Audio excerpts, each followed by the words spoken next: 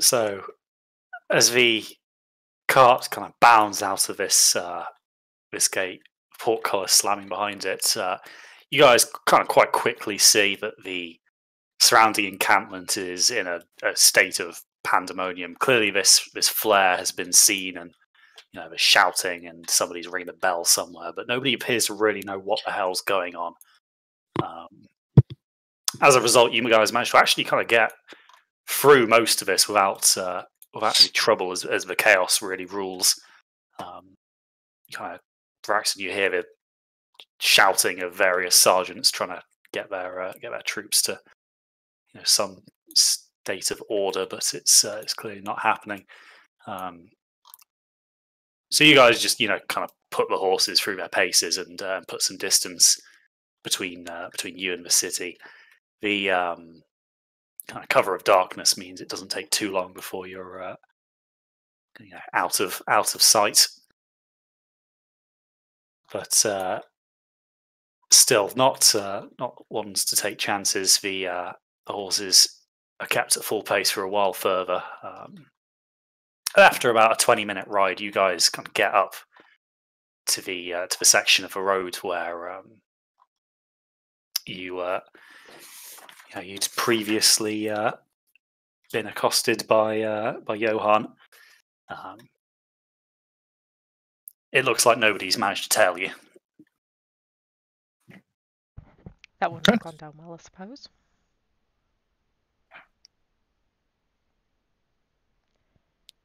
I'm going to wander back over to the bush where we found him last time and see if he's there.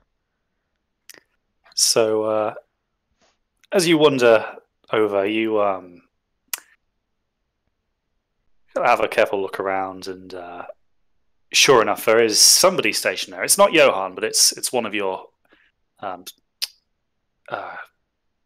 one of his men that you guys saw in the camp. And as you get closer, you can see recognition in his eyes,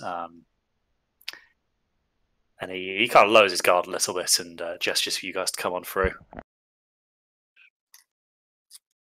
But as you go deeper into this forest, the kind of mayhem behind you disappears. Tarek, you've obviously got these boxes of medicine in the firm grip of your power suits. So as you manage to make your way into this camp, again, you can see there are no campfires lit. These guys are clearly operating, in a fully tactical mode here. But you can kind of hear, a few voices pick up as you enter camp. They've clearly seen you've got these supplies. It doesn't take long, in fact, for Jan himself to emerge from a tent and come over to see what the fuss is all about. Well, I'll be damned. You actually did it.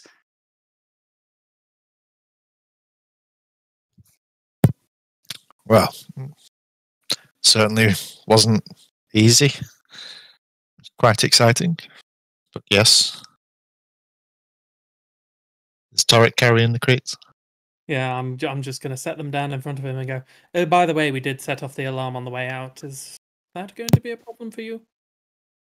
Well, that would certainly explain what my scouts have been reporting, but we didn't know what had caused it. A problem? No, I think we could probably use this chaos to our advantage. I'll be sending a few of my men on a bit more proactive patrol, shall we say. But for now, I think it's high time that we distributed these supplies to the men who need them. He gestures for two of his men to come, and they, using their daggers, kind of pry open the lids of these crates and start rummaging through, looking for the supplies that they need. And as he's doing this, he turns to you lot. You've done us a good deed, and for that, you have our gratitude. But for now, I think it's probably a good idea if we lay low for a day or two. This is probably going to draw a fair bit of wrath from the dwarven commander. We probably shouldn't be pushing our luck trying to move cross country just yet. But please, what's ours is yours. Make yourselves comfortable here, and don't you worry. We will be holding up our end of the bargain.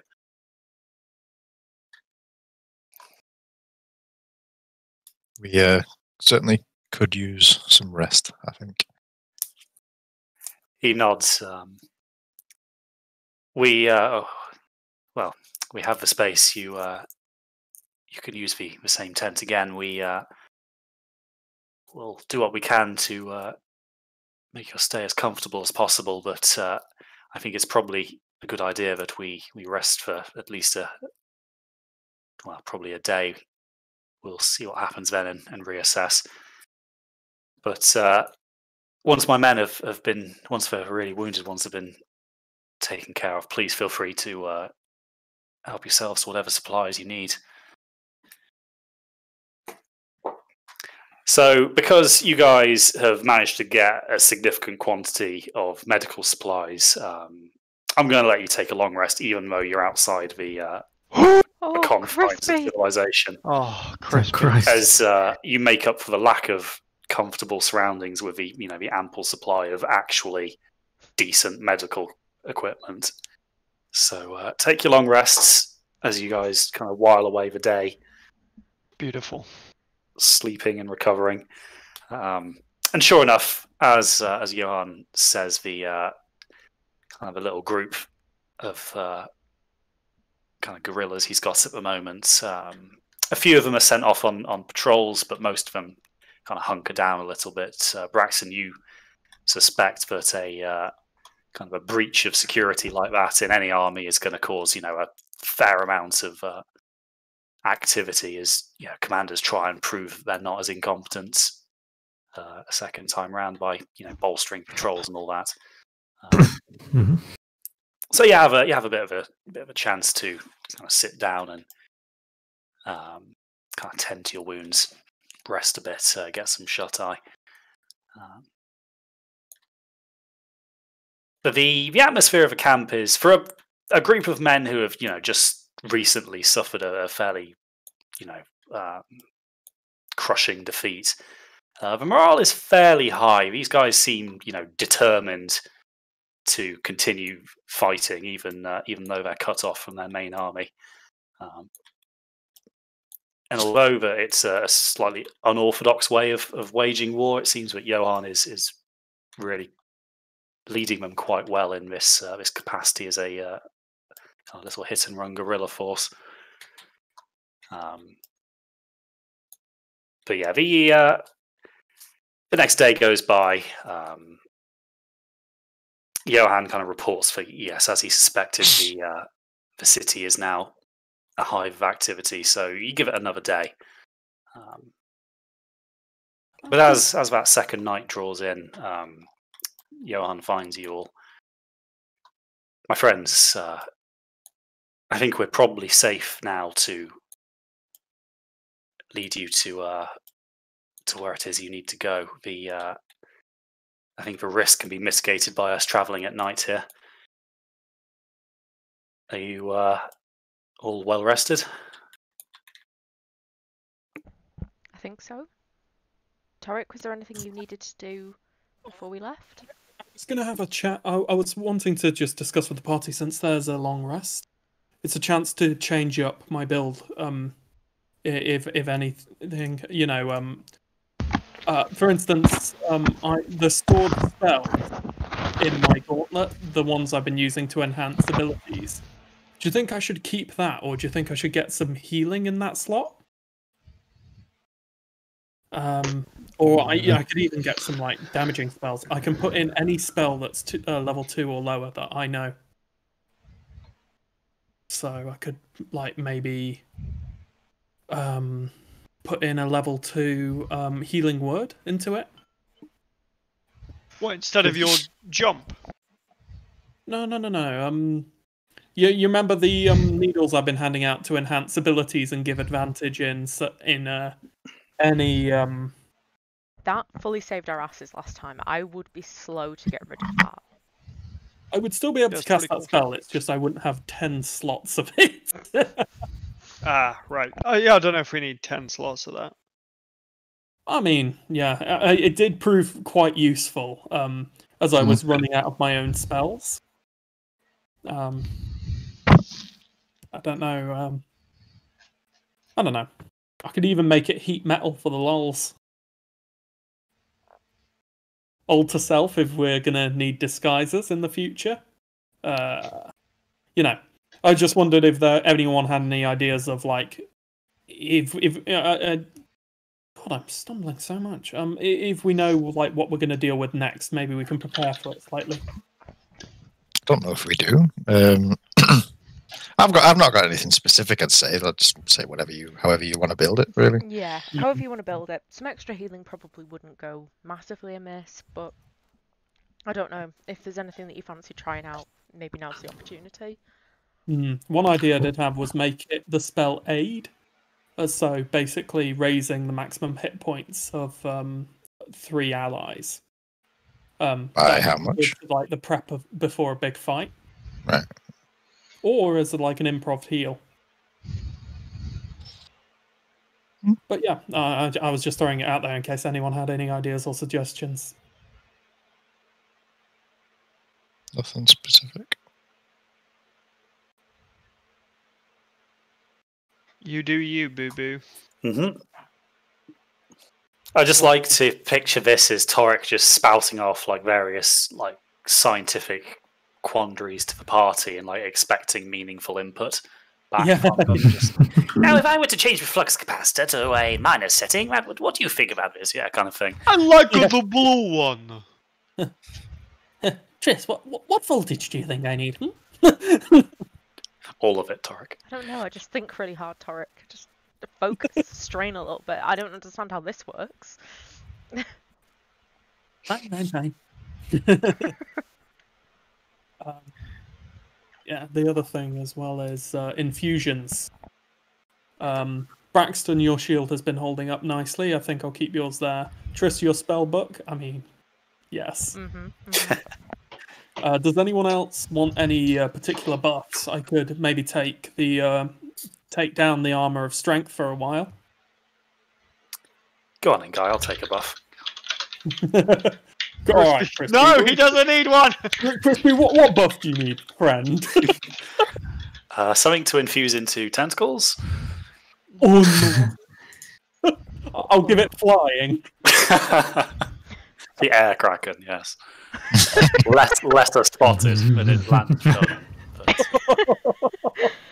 I am deeply concerned that the end game is going to turn out that Kovtara is a fucking kraken of some ilk now. No, you're just going to get a trio of them. You're going to get like the combined arms, land, sea, and air krakens. Oh my god! Just, See it come over the horizon like, oh. Well, anyone learnt teleport yet? Let's just get the fuck out of here. plane shift, just abandon this one. Yeah, plane of fire sounds nice right about now. Yeah. So what other infusions do you actually have then? I don't even know. Could set up Homie again. I could enhance someone's arcane focus. I could enhance defense of something by 2 AC. And I could also replicate my own Ruby of the War Mage. So essentially making a basic weapon a spellcasting focus. I'm able to use a shield and a close combat weapon and still cast my all my shit because I've got a Ruby of the War Mage. Really, really useful. The Boom Blade is my focus now because of it, and I could replicate another one off of mine. And you know, if any spellcasters want to, you know, have a shield or something. Can you do that replicate item thing? Yeah, although I can only replicate specific things at the moment. I was going to say we could use another bag of holding if you can make one of them. I could replicate bag of holding, but I would need an original bag of holding. Oh right, okay. We can find some scraps somewhere. Uh, A few tacit remains. Sewed back together a bag of holes, I think. I turned my bag of holding into a nuclear reactor. I turned it into the elephant's foot, so I don't think we're getting that one back. I don't know. No, I don't know. Nothing particular. Okay.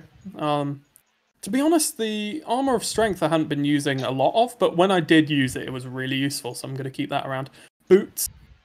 I'm Tell me about the tattoo situation, Guy. Because give me money and then we'll talk. And give me money in 4 days to develop. I do have 2 bricks of gold. That's a good point. How much are they worth? Well, I guess we'll have to talk to a merchant sometime, eh? Depends who you sell it to in this universe. I think we could all do with some tattoos, really, couldn't we? You just imagine everyone like a fucking biker gang, tattooed eyeballs to toes. Yeah, but anybody who gets their tattoo after Havel is catching AIDS. Let's face it.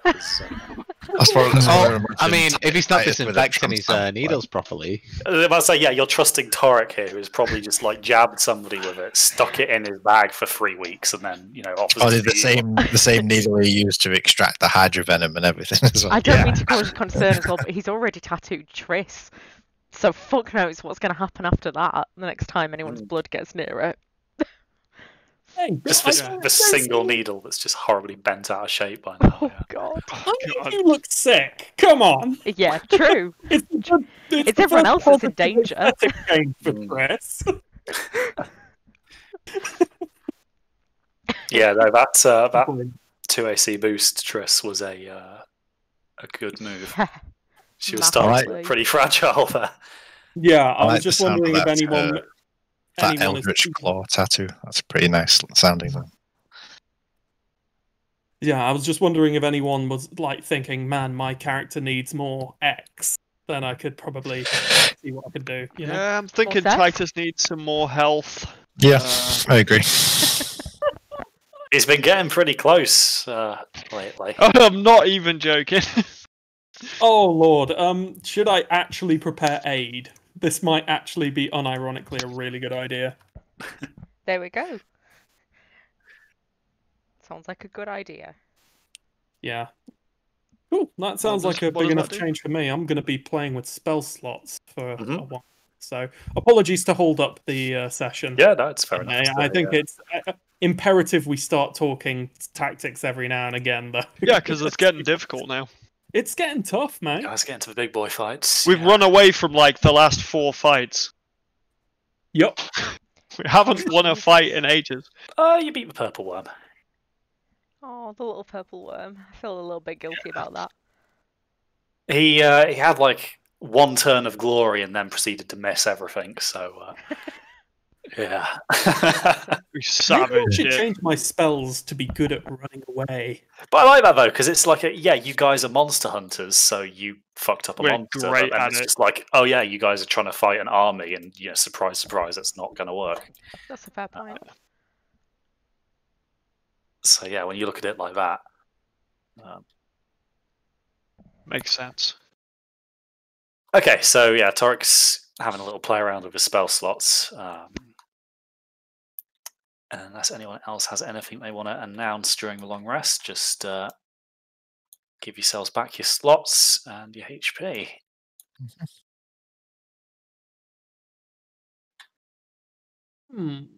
Feels wonderful. Okay, so you only recover half of your hit die, don't you? Good thing I only used 1. Oh, really? Yeah. I'm pretty sure it's half. Yeah, Oh, half of your max. Half of your max. So yeah, for obviously Rich having only used 1, not as much of a problem as Titus, who has used all of them. Oh, Okay. I see. Cool. So as you guys, pack up your kit and get ready to leave, the camp is in much better spirits now. You can see that a lot of the the wounded men have started to kind of look a bit more kind of perky than they were when you first got here. There are some who their life is going to be severely altered by the injuries they've sustained, but others who were only lightly wounded are now starting to be able to do things like walk and kind of hobble around the camp. Johan kind of gestures for you guys to kind of make ready. The sky is now sufficiently dark that you're going to have the cover you need to really slip under the noses of the Dwarven army around Eventide as you kind of skirt the city. So he starts to lead you out of the camp. And as you exit, you can kind of see two of his men kind of clearly just returned from a patrol with a fairly stunty prisoner between them. You can tell, despite the bag over his head, that there's a dwarf under there. You can see that he's kind of clearly wearing like a military tunic, but doesn't have his armor on. It seems like they might have caught him unaware at some point, but they're being fairly rough with their manhandling of him back towards the camp. You imagine that's probably not going to end too well for him. But Johan doesn't slow his pace as his men return from their patrol, and he leads you back onto the roads where you kind of pick up the wagon and the horses. So riding with you, he leads you around a much more rural route. It seems that none of the dwarves are patrolling this far out at this time of day. As an army on campaign, they're not stupid enough to risk too many casualties for long-range patrols in these woods. So you don't get harassed all too much.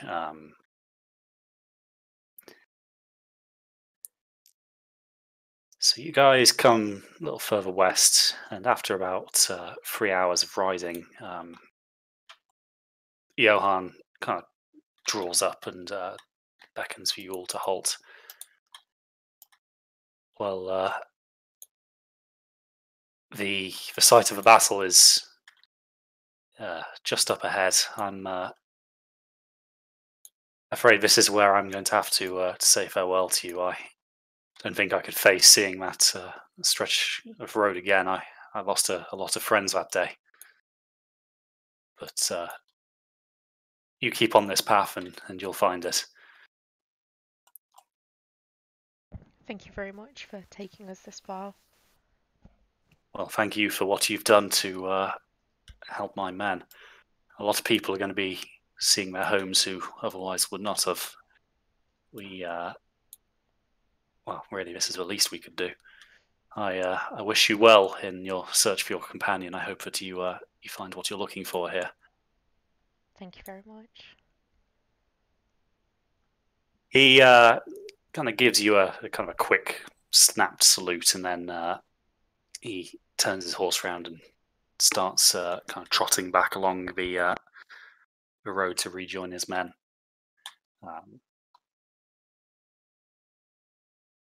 So after a few hundred yards more, you kind of round a bend, and sure enough, like the site that you see, kind of there's a story here.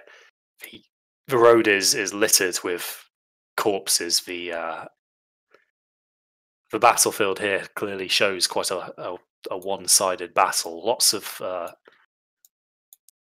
men were clearly cut down when they were still marching in their lines. The road itself seems to be almost impassable to a cart. Triss, you get an incredibly sore pain in your abdomen as you approach.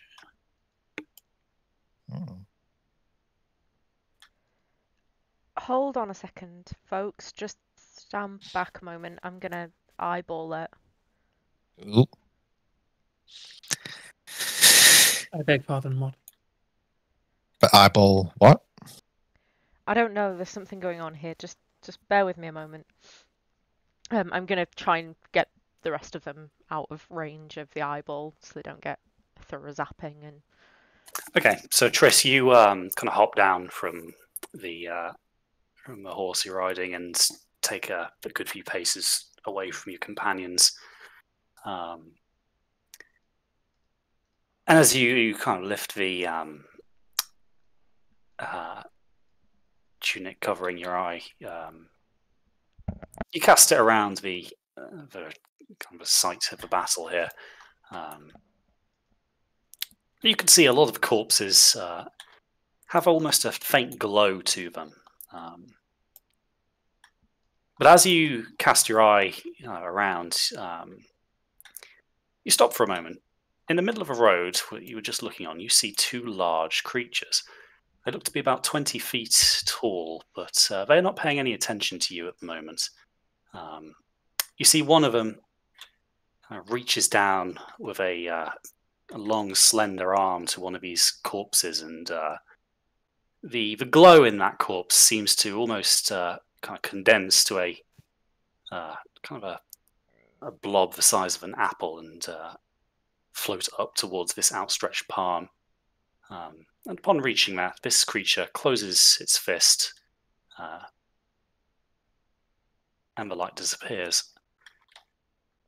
What? It doesn't seem to have seen you just yet. It's probably a couple of 100 feet away. Oh, do we all see it? No, only Triss does. The rest of you, it's an open, empty Okay. road. If it's stomachache that was getting you, that food has got me feeling quite bad too. Folks, we might have an issue. Who's closest to me? So you've probably taken about 30 paces from the carts, so they're all going to be roughly equidistant.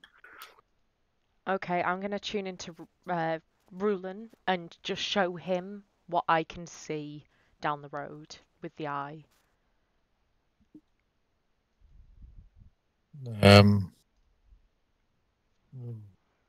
What is it? So the creature is humanoid in form, albeit significantly larger than your average. Even a Goliath is small in comparison. The main notable difference here is a set of feathered jet black wings. Oh no. That's quite peculiar. Is there I don't know. I don't even know if it's worth rolling a history check to see if I know what the fuck these things are, but History, no. Religion, possibly. okay. Give it a try. Old wives' tales and stuff, maybe.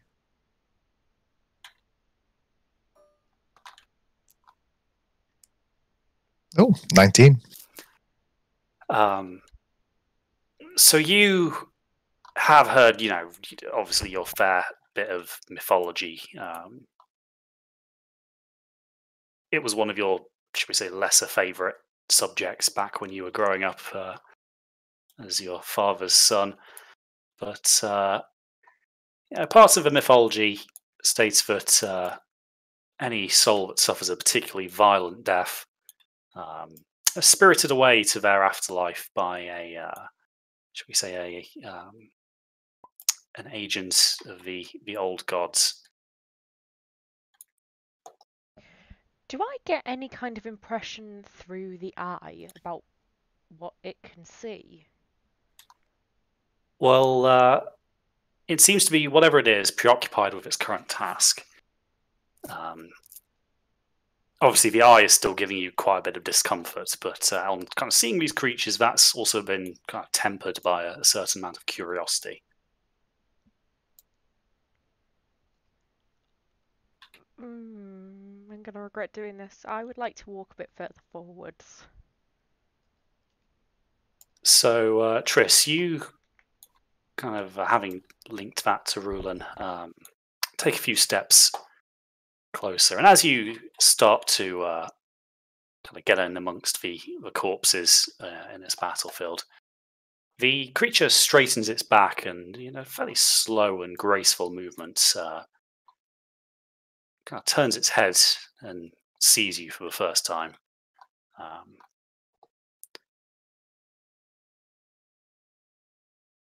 It kind of beholds you for a moment, and then again, in a graceful manner, turns to face you. You can see that this is actually floating a few feet above the ground. Ventris, you hear in a voice deep inside your skull. It sounds a little bit as if a multitude is talking to you at once. No further, abomination. You are treading upon hallowed ground.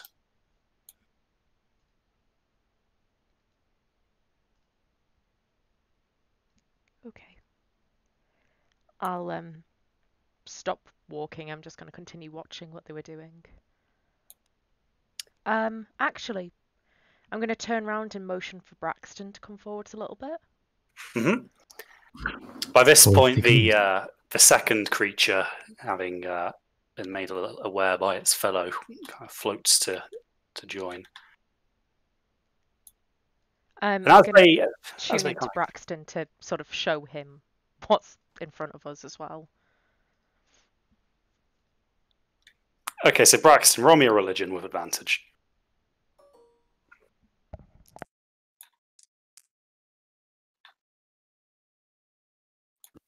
15. Yeah, you've read about these. These are angels of the door.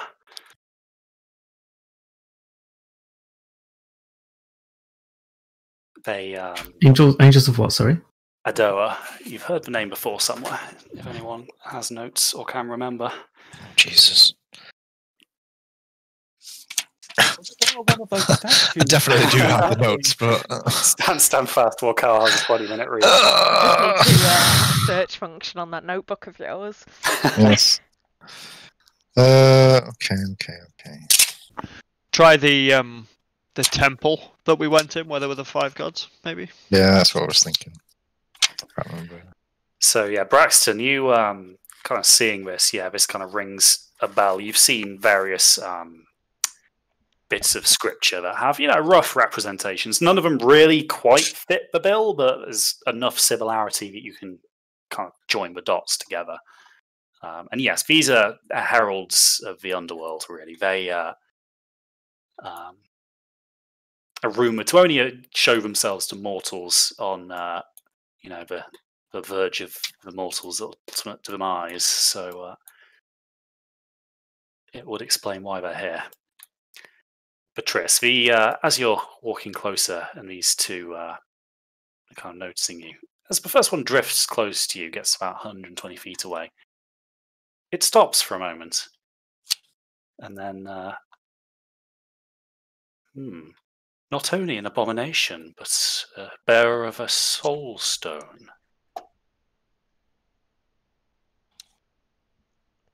Kovtara's soulstone? It's silent for a moment and pays you no mind, clearly in communication with its fellow. I'm interested. It extends an arm to you. I'm going to hand over the keystone. Boy. So this creature, on seeing you offer it up, drifts over closer. Triss, you kind of have to grit your teeth as the eyeball starts to really ache in the presence of this being. And this creature kind of gently stoops lower and takes this keystone out of your hand. Does it vanish from sight for us? You guys see this keystone kind of start to rise from Triss's palm as this creature lifts it up. And for a moment, it does nothing but stare at this thing. You have shown uncharacteristic wisdom, mortal. You might have fooled your companions, but we know what it is that you have been asked. It was wise to give this to us. Our master will be interested to now have one of his sister's stones. Who is your master? Just to interrupt, Adoa was the god of the underworld. Okay. The statue appeared hooded and gaunt. You will know him in time. The keystone goes in amongst the robes. This creature. Now the rest of you see this keystone disappear into the air as this creature puts it into its robes.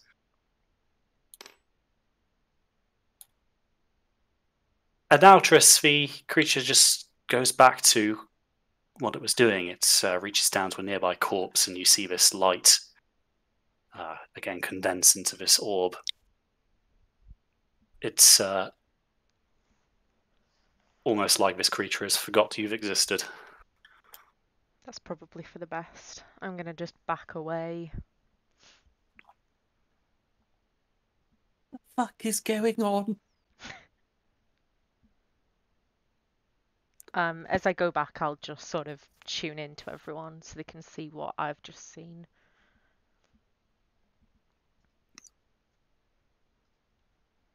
Okay, so you take it in turns to basically replay what you've just seen into everybody's minds.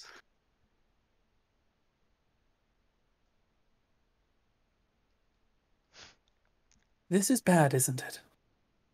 Do we know his intentions? Will he try and break the soul stone? I don't know, but I think his work is a little bit above our pay grade, quite honestly. He referred to Kavtara as Adora's sister. Yeah. So the old gods, the statues that we found in that temple, They were a pantheon. they're a complete pantheon.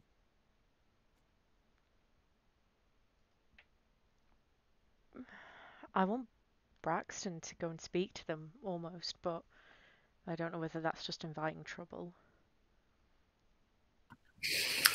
I fear without powers like your own, we could not speak to them. You could speak to them through me.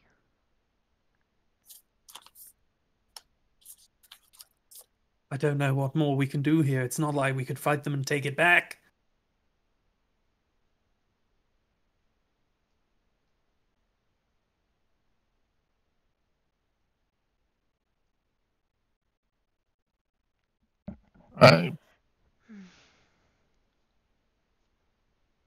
We still need to look for signs of Harak. I wouldn't want to be chased away from here. Well, they weren't happy about me going forwards, but they might be more relaxed about you. We could ask him about Rock. If you know, they might know if he's dead. Okay. Everyone think that's a good idea? That's true. They could know of the souls that they've absorbed. Mm-hmm. Okay, I'll go and I'll sort of walk back towards them. If I die, though, I'm gonna haunt all of you. Please don't. Okay, Please don't die. Please don't harm us. So Triss, again, as you draw near, again the creature's head turns as it senses your presence, and this time, there is more of a kind of hostility to this creature's eyes. You have been warned, Abomination. We will not tolerate your presence in our master's playground. I apologise to interrupt your work. We came to this place to look for a friend of ours, and I was wondering whether you would be able to tell me if you'd assisted with his passage to the underworld?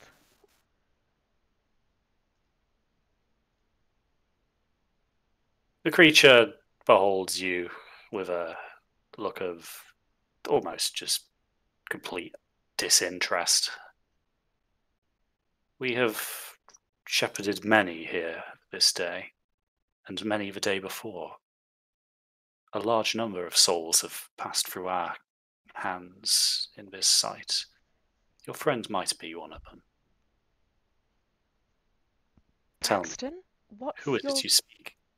Okay, we seek, Brock? What's his surname? Guntherson. There you go. He pauses for a moment. No, this mortal was not in our tithe. Gunnulfson, sorry. Well, that's Okay. Thank you for your work, and I apologise for the interruption. As you back off, the creature again just starts its work again. You can see that it's got quite a few corpses to get through here.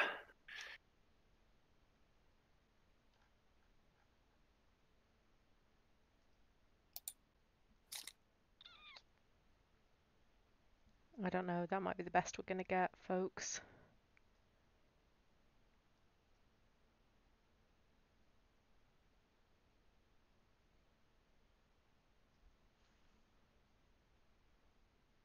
Well,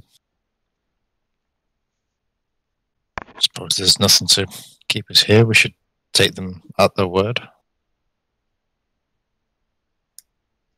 Either Rock escaped or made his way away somewhere else.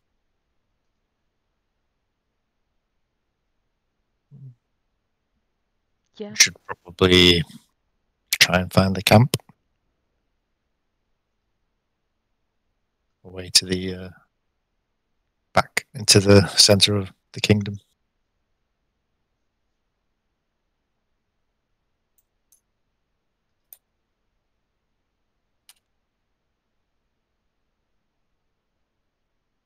Okay, so you guys are going to backtrack. Where are we at right So now? you guys are at this kind of red marker here, the kind of battle site. Yeah, I think we're probably going to have to.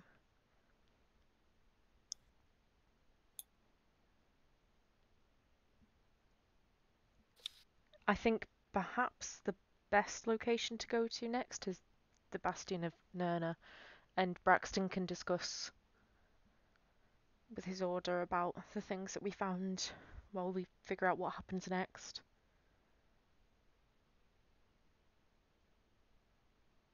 It's quite a trek. I think everywhere's quite a trek from here, is it not?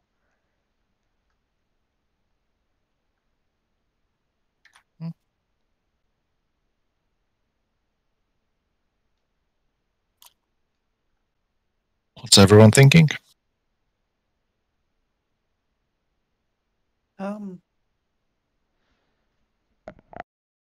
It may be worth picking up that heap of hibonite if we're going to go south. But, I mean, maybe it'd be worth going into, like, a southwest here. To check out this Tildrache site here on the way back to Keremwen. But that would, of course, mean going through the clans of Nordhammer. I would be interested to see that myself, actually.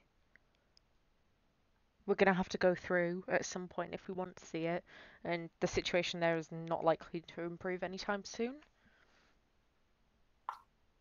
Well, they might have quite a lot of their troops sort of busy in Eventide currently, so it might be a good time to travel through there. That's a good point.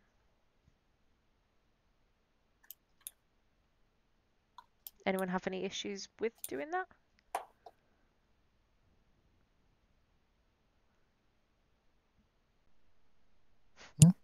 Resounding silence. If anyone's going to have an issue with it, it's Titus, right? Titus has just been silent since leaving the tent. He's been in a pretty bad way, but he's been trying to rack his memory the entire time he's been there to see if he saw any House of Jura flags. Like while he's looking around the battlefield and while we're sort of looking around, like making sure that there's... Do you want to go and have a look? Yeah. So, Tris, while you're kind of asking this, Titus is moving a little bit forward and past you and rummaging through the battlefield to try and work out who was involved here. And it seems that these two creatures are paying him no mind, as he kind of has a little bit of a look. Titus, you can see that whilst this clearly was a very one-sided battle, there were some dwarves who fell. Clearly, some of these soldiers did manage to, put up a bit of a fight, which is probably, why at least some of them managed to get away. But you can see that there are certainly some dwarves here whose armor and shields kind of bear the heraldry of the House of Jura. Okay.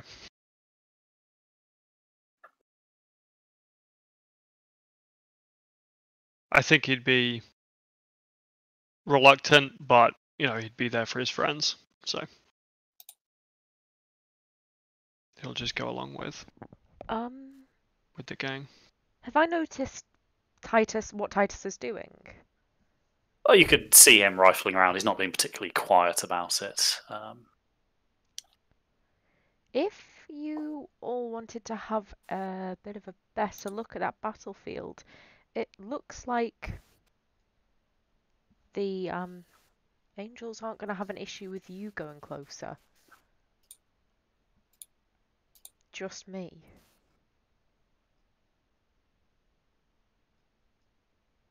They don't have an issue with Titus. What about everybody else? I wouldn't imagine they would have an issue with Braxton. I don't know.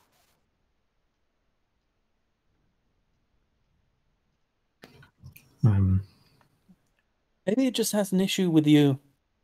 I mean, It did call me an abomination. Yep. I mean, looting a battlefield has never caused someone to be exiled from angels, as far as we know. So, yeah, maybe these things don't pose threats to us. I don't know. Not that they don't pose a threat, rather they just don't care. I'm sure if they wanted to, they could probably devastate us.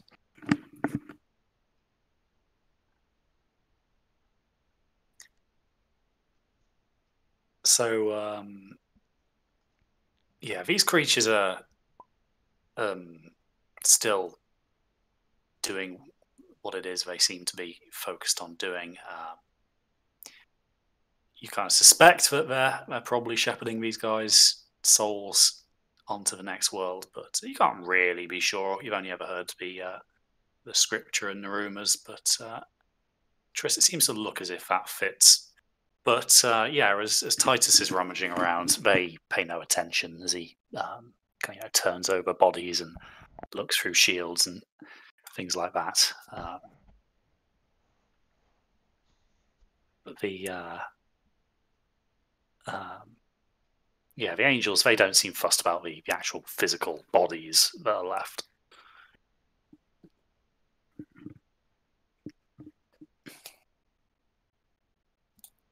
Just don't try taking anyone's soul. Clearly, I'm a little more risky when it comes to a soul. That's not reassuring at all.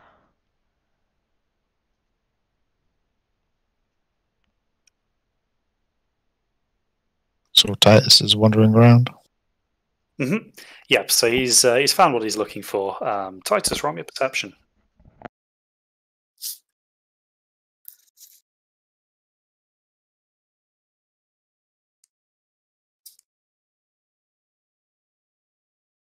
Well, Okay, so Titus, you kind of obviously hear with a purpose in mind. You know what you're looking for, so you kind of don't really see anything special here, but you kind of confirm that this house had soldiers on the field, but the actual battle itself and how it unfolded, you don't really pay much attention to that. Okay.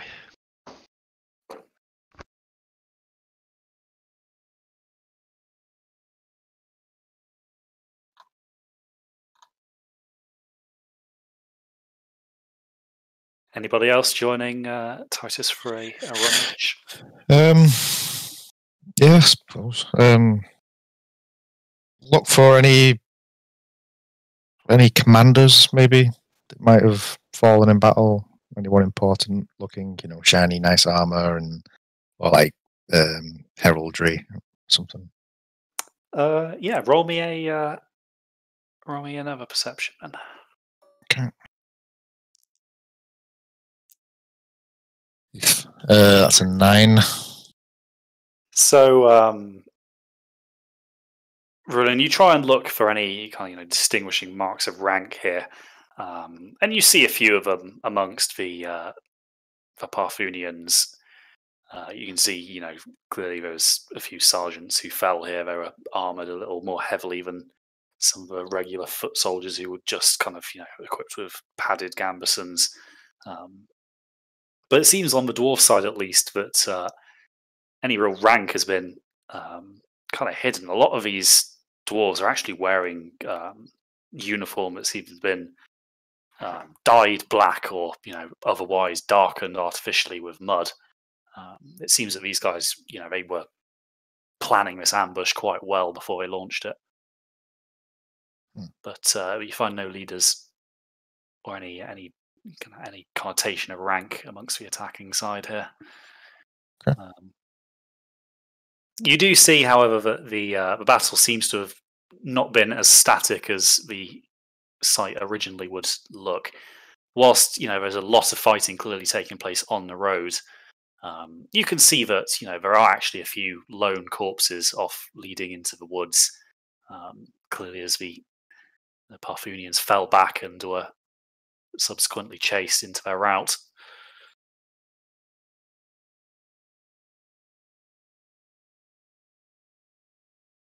So okay.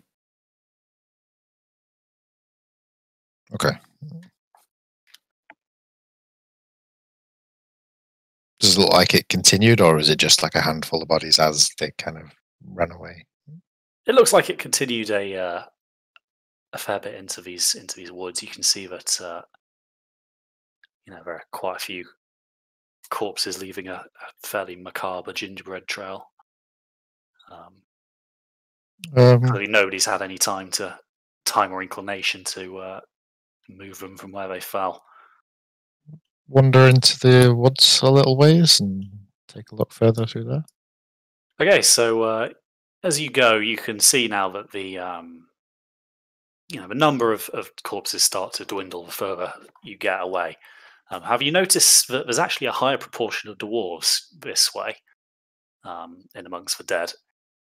The battle seems to have migrated a few hundred yards off to this woods where the forest clears out a little bit. And you can see now there's probably 5 or 6 dead dwarves lying in the clearing here, kind of in a almost semicircular pattern. And Rulin, you also see a shield, a familiar shield, Rock's shield.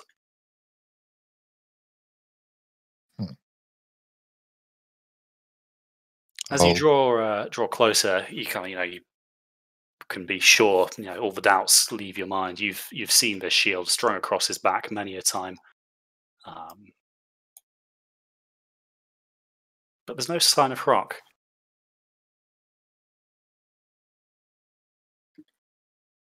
So the dwarves that are strewn around, they've all died to a sword? Roll me medicine.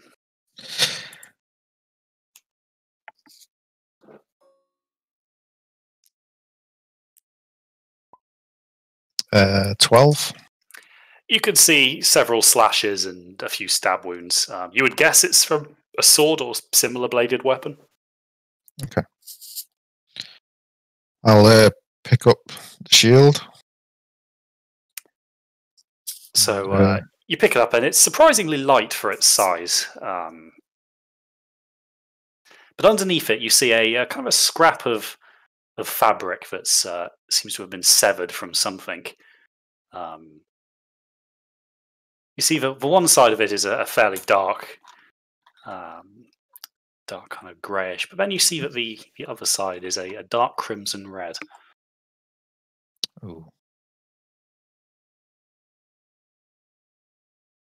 Does it appear to be a sleeve? It does not. It doesn't have any. It doesn't kind of wrap around in the way that a sleeve might. So the crimson red is blood? Doesn't look to be. It looks to be the dyed fabric of the material.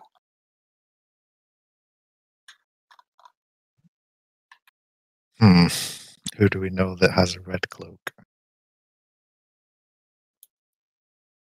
Oh god, they haven't got him, have they?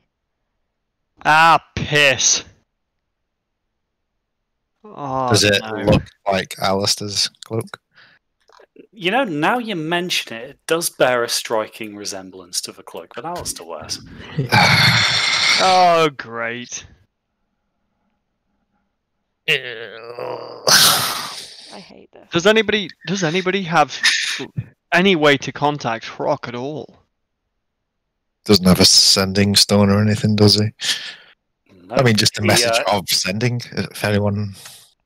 Rock refuses to get with you youngsters with your sending stones. It's much more a parchment kind of guy. Prefers to stick to his flip parchment. Yeah. For God's sake. Flip parchment.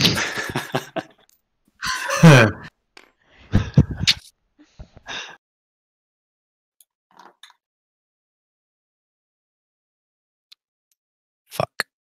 Oh, well, I guess I'm the only one that's actually wandered up in here, so I'll carry the shield and the scrap of cloth out to the others and explain what I found and what I assume has happened.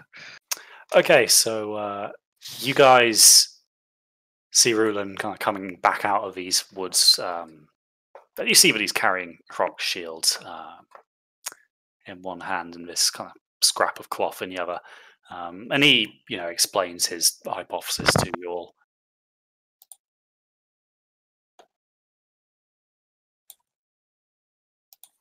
So, by my assumption, they likely would have retreated either up to Eventide, and we didn't know they were there, or back across the border into Nordhammer, perhaps, wherever their headquarters. Or they've got another secret hidey hole like the one they took us. Actually, the secret hidey hole they took us to, where was that? It was like over here somewhere, wasn't it? Yeah, it was deeper into Parfunis. Yeah, like down here. Okay. Then yeah, probably back into Nordhammer. It's one of the they're not here anyway. Unless we have a way of finding Croc. Then I don't know.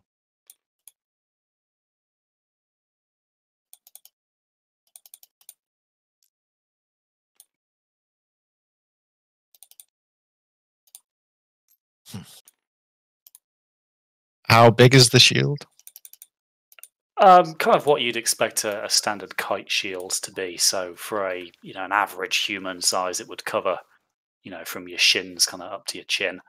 It's a good size shield. But as I said, it is surprisingly light for its size. I'll wander over to Titus. I believe you are in need of a replacement. I'm sure Rock wouldn't mind you carrying this on his behalf until we find him.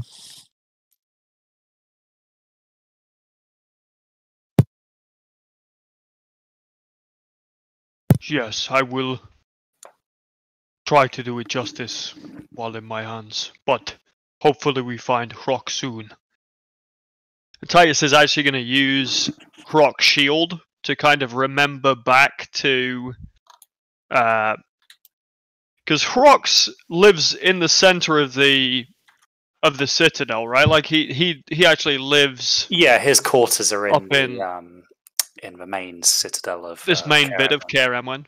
Hmm. Could I'd like to cast clairvoyance with my my guardians and have one of them set up kind of on the ramparts of Kaer Emlyn here, and just kind of look around to see if I can see Hrok or see any action. Just because it can be a place familiar to me. Obviously, this is home. Yeah. So I'd be able to, request that the guardians go and just look, and then for an hour, I can see through that. Okay, so Titus, you 10 minutes. Sorry. 10 minutes. You kind of bid one of your ancestors to kind of go and stand vigil over the gates of the inner citadel of Kaer Emlyn. Obviously, it's fairly late at night. You guys have been traveling to avoid detection in the dark, so you can tell that most of the occupants are probably asleep. You see, like a few torches are lit and flickering. You see, kind of Ronfen, the treasurer, kind of come out of the building in his nightgown and nightcap, and he kind of lowers the pail into one of the wells in the courtyard and kind of takes a big long gulp from this wooden pail as it comes back up. Kind of wipes his mustache, gives a kind of a sigh of satisfaction, and turns and wanders back in. And you see him scratch his ass as he goes. But that's the only activity you see in those 10 minutes. But there's no commotion. There's no, there doesn't seem to be Okay. anything out of the ordinary happening. I still leave it up for 10 minutes, just to keep an eye out while we sort of carry on. So you guys kind of wait as Titus is doing this, but you can see no alarm on his face. He communes with his ancestors. And yes, Titus, remaining 10 minutes pass uneventfully. Okay. Well, he's not back at Kaer Emlyn, at least as far as I could tell. Okay. Are there any signs of tracks, Crispy, or anything where Rulum was of Hrok? It seems that nothing that he really noticed while he was there. If you guys go back, I'll have you roll a survival. Yeah, would that be okay? Mhm. Who's pretty good at tracking with me? Because mine's +5, but Survival. Yeah. I've got a good survival. I've got a +8 on survival. +8. Oh my Yeah. gosh! All right, yeah. Well, I tell you what, I will help Triss then. I will help Triss to track. Triss, you. Okay, Oh I'll my go and have a look and see if we can do any tracking. Oh my god, dude, your stats are so fucking good. Oh, she is an abomination. Okay, so you guys are led by Rulin to where he found this shield. And then I think you get advantage as well, Triss. Oh, for right, that. okay. Jeez. Better than us doing it separately. Ooh, thank God for advantage. Yeah. Yeah, no shit. So yeah, you have a look around and kind of close your eyes and let the eyeball do its thing. And this starts to kind of show a few more details when apparent on the surface.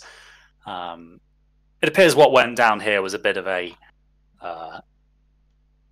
kind of final stand. You can see that there are footprints here that indicate that Hrok wasn't alone when he was fighting here. A few of the king's men, stood their ground with him while they kind of covered the escape of from a prince, what looks to be a fairly sizable force of men. But these guys kind of stayed and held this clearing. for quite a while. The indications are they're in the ground, though. At some point, something fell quite hard here, and was subsequently dragged back towards the main battlefield.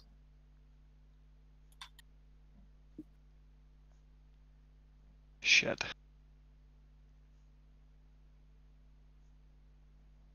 Should we Well- follow that track?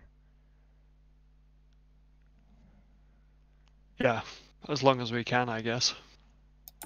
So the track actually, it's a little hard to see, but now you know what you're looking for. You're able to follow it back, and it leads to the kind of a main battlefield. But obviously, that took place on the road. As you kind of get towards that part, the rut is kind of lost amidst the chaos that clearly happened here. But it ends just before it reaches the road. So then he has been captured. Unfortunately, it seems so. Oh God, how are we going to find him? Perhaps he's with the rest of the main force. Hmm.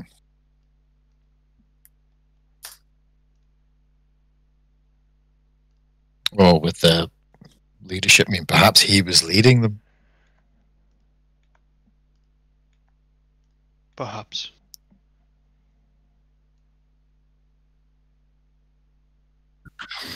It seems likely to me that the whole attack could have been a ploy just for Alistair to capture Harok. I fear they may be heading to Caer Edwin. For what?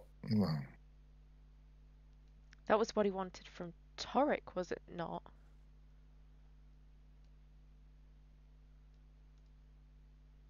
Maybe he thinks that's where we are, or that's where we can be found. Does he actually know where we reside? To be honest, he seems to know where we are all the time. Yeah, he's tracking us a Valid lot. point. He's probably Could be- scrying us right now. Could be trying to use rock to gain access somehow, or to learn the secrets of Caer Edwin. Do you think I could observe the battlefield in a holistic sense? See where corpses are placed around to see if I could decipher what movements had taken place on the field in a kind of strategic frame of mind. Roll me an intelligence saving throw. +9 on this. 11. 11. So you can kind of see Torek, but after the surprise of the initial attack, it looks like these men rallied at least a little while. There's clearly a line of troops a little bit further back that you imagine was probably rallied by their sergeants before the army did eventually shatter. But it appears that the dwarves actually only attacked from the one side. They left open a path of retreat for these Parthunians. They didn't get them from kind of a pincer attack. Interesting. Would this be kind of typical of dwarf strategy? History. Yes, sir. Now, this may look like a bad roll, but that's actually an 18. Given the typical tactics displayed in the previous war, where the dwarves fought a kind of coalition of the Parthunians and the Ilfaris, no, this is fairly atypical of dwarves. They were, renowned for their savagery. They weren't known to let people escape if they could help it. Rather curious. Look here, all the dwarven bodies are amassed in this area here. One single strike force. This is quite atypical. Usually they're quite brutal in their warfare methods.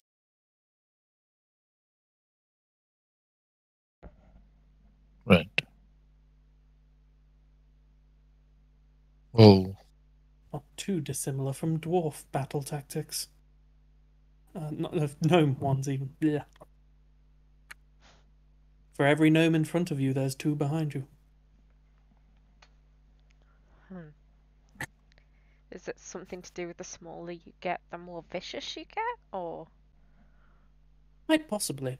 No, you know, it could be a survival adaptation plucked up from smaller stature and a need to compensate for a lack of. Yeah, Torek goes on. well, what does it mean then?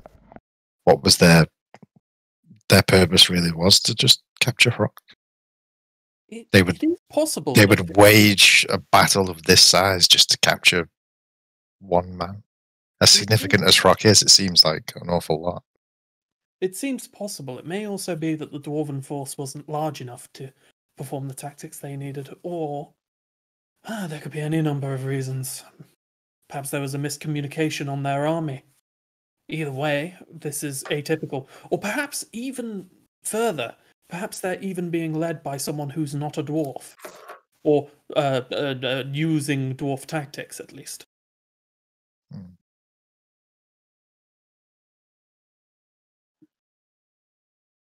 I like that hypothesis the best. Write it down. So, again, the question, where do we go from here? See, we could see if we can track the dwarven portion of the army down, perhaps. Did we not already do that in Eventide? Oh, did they? Is that where the tracks start leading towards? Oh, so okay. Oh, sorry, I must have missed out that detail. I was just wondering whether that was kind of where it looked like they'd ended up, given that we've just been there and we know that there was a lot of dwarves. So the question is, did they take Rock to Eventide? Mm-hmm. Or did, once Alistair had what he wanted, the dwarves went one way and Alistair went another, maybe? Who knows? If Eventide is the closest place, perhaps we should strike it and find out for ourselves. Any It's going to conjecture? be virtually impossible to get in there anyway, so... Could make some of us invisible.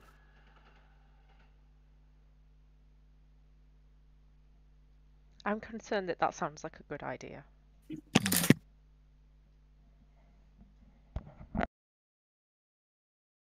Dwarves don't have very good hearing, especially behind all that heavy armor. The smell is above average on the humanoid race index, but apart from that, they should not be able to detect us if we're... Well, should is the key word, if we're invisible. I have questions about the humanoid race index. Oh, well, it's a fascinating subject. And actually facing several lawsuits in many cities as we speak. But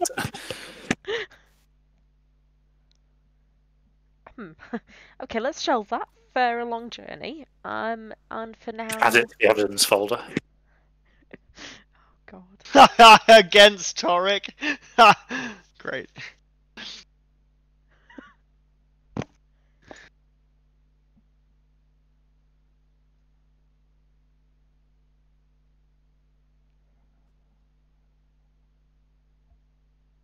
Alrighty then, team. So, what's on the agenda?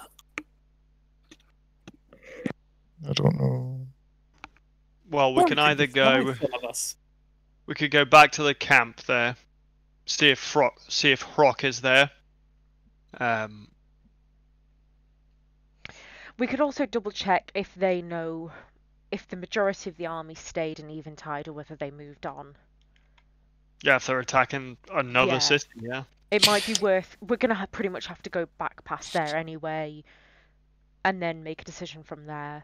If they stayed in Eventide, then I guess we try and get back in, which seems like a horrible, horrible mistake, but yeah, or I think the best place after that is going into Nordhammer.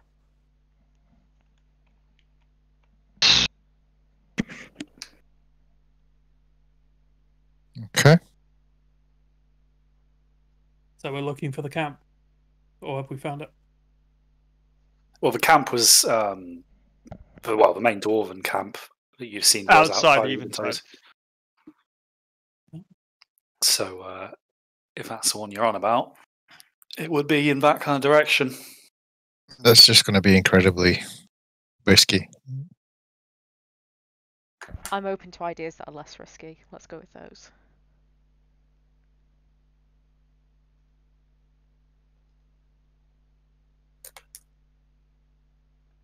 I don't think we have any. We need to find out where Alistair is. Yeah. Wherever Alistair is where Rock will be. I'm afraid that I'm quite useless in the area of tracking. It's really something I should give some inventive thought to, but you know, everyone else seems better at it than me. So Can I have a poke around and see if there's anything else that looks like it could be tracks leaving from the battlefield where they're dragging sure. someone? Roll me a survival. I'll assist again. I'm just helping Triss to track. 15 and then 19. So it seems, Triss, that there has been some wagon traffic here. Obviously, it's fairly common that an army on the march travels with its baggage. So it's fair to assume that after the ambush took place, anything that was being transported in this wagon train was probably fair spoil for the dwarves, and these tracks from said wagons seem to be leading to the west. So they've taken They've gone towards Nordhammer, basically. Yeah, they've gone back across the border. So they may have, the camp at Eventide may just be their forward camp. Their main camp could be back across the other side of the border in Nordhammer.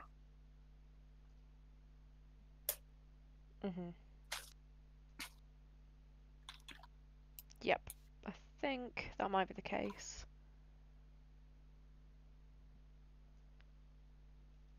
Or at least it seems likely. I think if Alistair was going to take him anywhere, he'd take him to somewhere he knows, somewhere he's familiar with, which would say Nordhammer, a base of operations, possibly. Whereabouts in Nordhammer is a different question. What was that dwarf that we killed? The mage? The mage? Yeah. Well, the summoner. Yes. Oh, yeah, I know the. He had like letters written back and forth and whatever. Did they mention like a place? They didn't actually mention a location. All you know, but he was in communication with this mysterious Thoramark. Yeah. So he was in charge of researching the Tildrache ruins. Well, now that he's dead, we've got no one looking for the Tildrache ruins. So maybe if we head across to Nordhammer to investigate this site, might find Alistair at the same time. Mm-hmm. On the way down, we can keep our ears to the ground if we hear about anything about the army moving around. We'll have to travel carefully, so might have to leave the cart behind. Probably have to avoid main roads to avoid being spotted by any patrols, or at least travel the main roads, but be careful and hide if we see anything coming. That all seems pretty reasonable.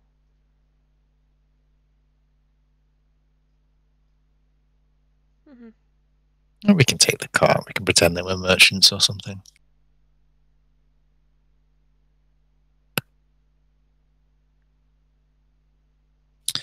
Thoughts, everyone else? I can't see any reason why not. I think it's the best idea we've had yet. I'm not Cross the sure how border, many- head south. If we don't find anything, we'll return to Karam or go back across to find the king, maybe.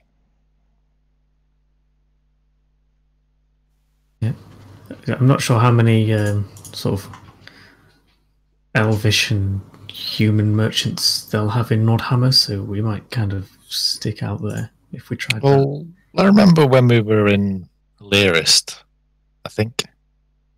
Oh no, Bayford. There was a caravan of elven merchants who had just come from Nordhammer, so I don't think they're too rare. We could possibly get away with it. Okay. If I remember correctly, there was an iridium mine somewhere around Gamor. We could pretend that we're here to purchase. An iridium mine, you say?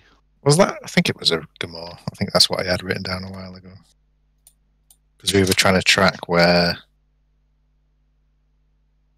Oh, was it? No, not iridium. The fluorite. Wasn't that what it was? We were trying to track down where the fluorite had come from. I can't remember. Something rings a bell there, but I think fluorite's more likely, yeah. Well, it would be fair to say that you guys would know that Nordhammer is renowned for its, its ores of varying descriptions. If there's going to be somewhere that's going to have mined a resource, chances are it'll be available in the Nordhammer market.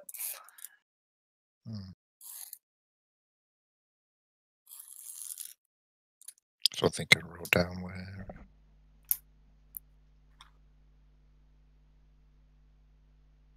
No, I didn't write it down. Well, we can pretend we're merchants at the very least. We can try and kill a few birds with one stone while we're on the way down.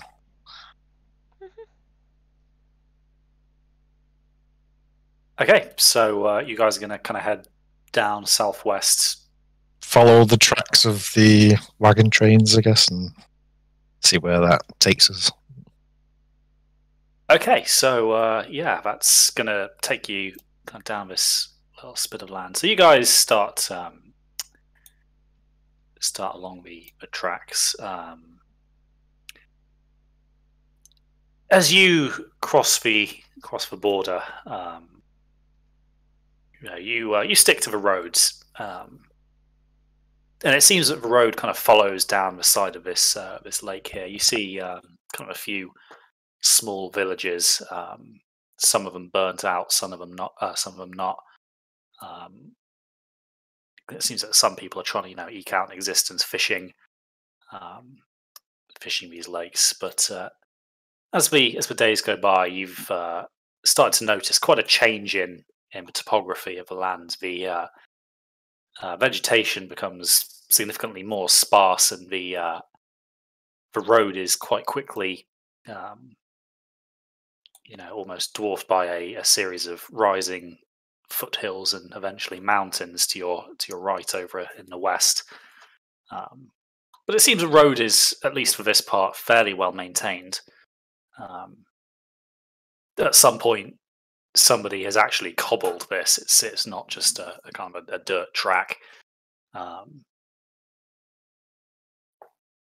You imagine that back in the days of peace, this was probably frequented by merchants, going backwards and forwards between the kingdoms.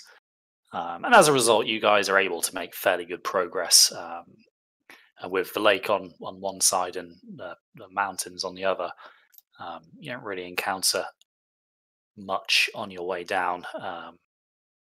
You do occasionally pass a few patrolling squads of dwarven soldiers who are clearly marching kind of up to the north, but they don't give you any hassle.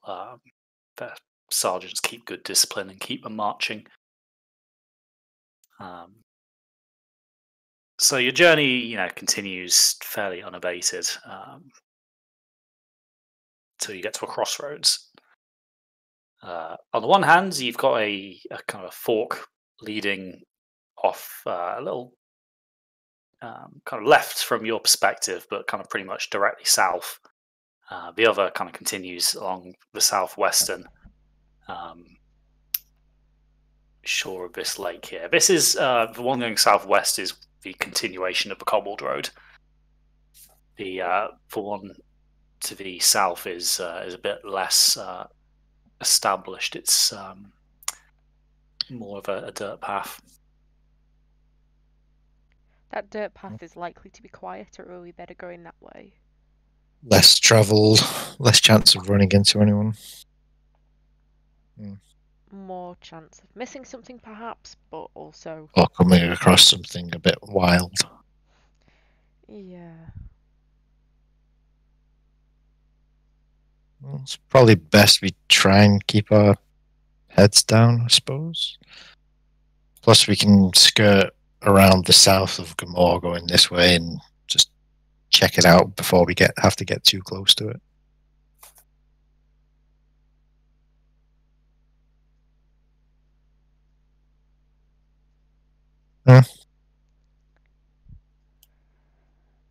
While we're traveling, do you think I could work on something? Yeah, you've still got the cart, and you're on a fairly stable platform of a road. It's going to be at least a 10-day trip to where you are now, even with fast roads. Cool. I'm a little low on magical goods and all that, and gold for now, but I'm thinking I'm gonna try and craft something that may help us if we run into any trouble. I'll PM you while we're deciding what to do with the crossroads. Sorry. Yeah, sure. So, south or southwest? I think south. South? Yeah, Objections? no objections to going south. Okay, so you guys take the turning. I like onto going this. south. Always feels like I'm going downhill. So the road becomes a little harder to traverse. You have to kind of slow the cart down a little bit to avoid bumping Torek to the point where he starts rattling. But Trying to make something here. I'd like scrunch up a parchment, throw it out the back, and start again. Okay, Guy, I'm gonna make you roll me an intelligence saving throw for what you're trying to do, just to see how well it turns out. First, for flavourful reasons, do we know if the dwarves of Gamor have any slogans or cants to their government? In fact, let's see how much you know. Roll me a history check. Yes.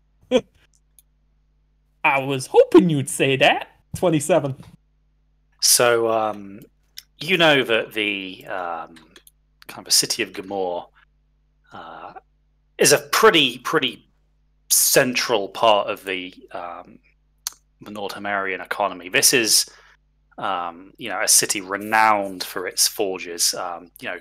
Any craftsman who's anybody aspires to either learn their trade or eventually set up shop in Gamor. And as a result, this has brought a fair amount of wealth to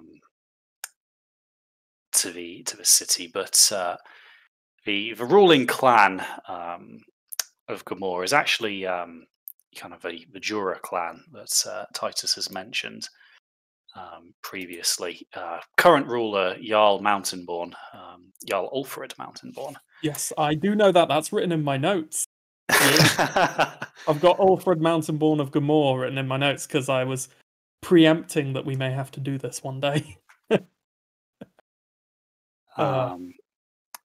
The heraldry, you've actually just seen it as an anvil and crossed axes, and it's less of a motto as such, but more of a kind of a it's a greeting almost amongst them. But the kind of the go-to phrase for wishing someone well is keep your forges lit. As a way of kind of saying be well effectively in their culture. Awesome. And that's House Jura, Chrissy. It is, yes. What was the name of the clan again? Sorry. Jura. So Jura.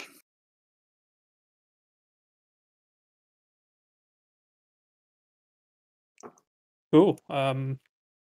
Take a look at this and see what you think. Alrighty, give me a moment. I'll have a quick read.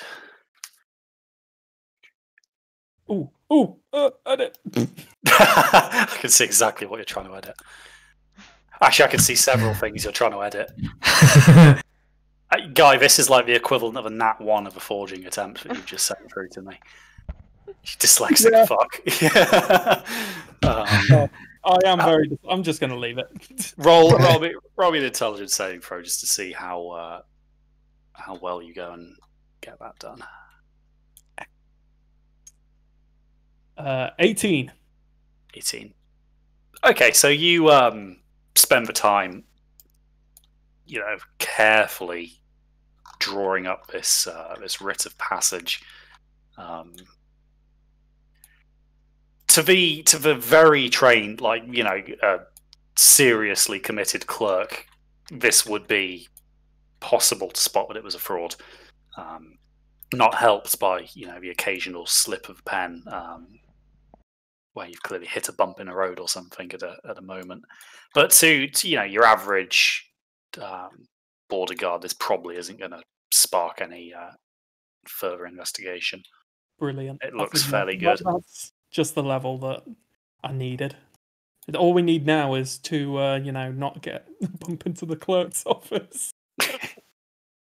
Well, the good thing about clerks is they don't tend to spend all too much time in the field, so the likelihood of that is probably quite low, you would have thought. Right, so yeah, that's something that you spend a bit of time working on, but it's not going to take you a full time. Nice. So yeah, the rest of you, while Torik's doing that, you're kind of paying attention to the surrounding areas, and again, the altitude around you. Clearly you guys are by this lake, which is relatively flat ground, but around you, to your south, you can start to see again these rising hills.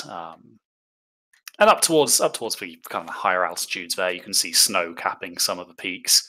The vegetation is pretty sparse around here. The forests of Bayford and the jungles of the Lafari Empire are, sorely missing. The terrain is pretty open. But you don't really concern yourself too much with that, as you're currently following this path that again sticks fairly close to the shores of this lake. So you get a few more days' travel, and you don't really bump into anyone. You imagine that the cobbled road is probably the route of choice, as Triss kind of theorized earlier. However, as you are traveling, you spot Rulin in the lead, what appears to be a ruined structure or something down by the lake's shore.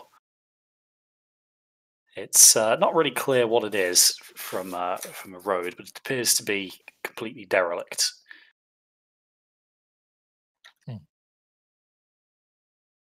What time of day is it? About mid-morning. So we're not looking to stop anywhere for a night. What,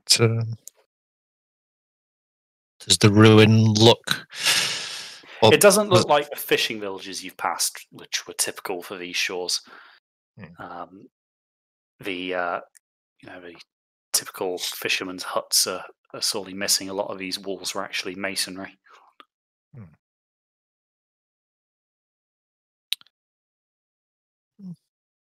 I'll point it out to Torek, I guess, and just ask, how old do you think that place is? Looks up from his papers. Oh. Well, I guess I'll have to take a look at it. Will I need a history check? Yeah, history check, please. Plus 13 is absolute madness. 16? So, from a cursory glance from the back of the wagon, you look up and you can see that most of these buildings are really ruins to the point where you can't see much about them. But judging by the kind of the cornerstones and the way the foundations appear to have been set with a few buttresses, you suspect that this is definitely dwarven architecture. Hard to really say the age from your kind of first impression. Could I argue part of the my background is that when I enter a ruins, I can deduce what they were used for? Yeah, sure, but for that, as you say, you need to enter the ruins. All right. Oh no. We could make a quick stop, maybe have a look around and do a spot of fishing, maybe for some lunch.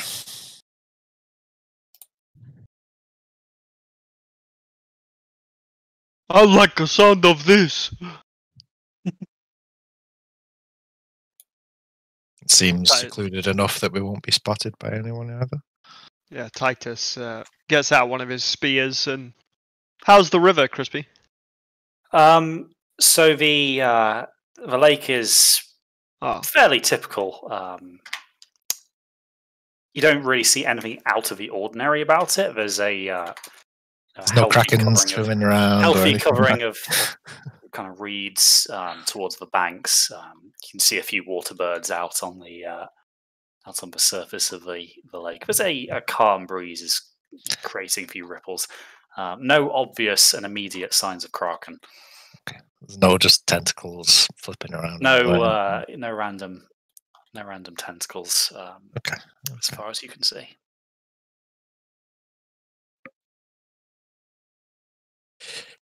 We'll have an exploration.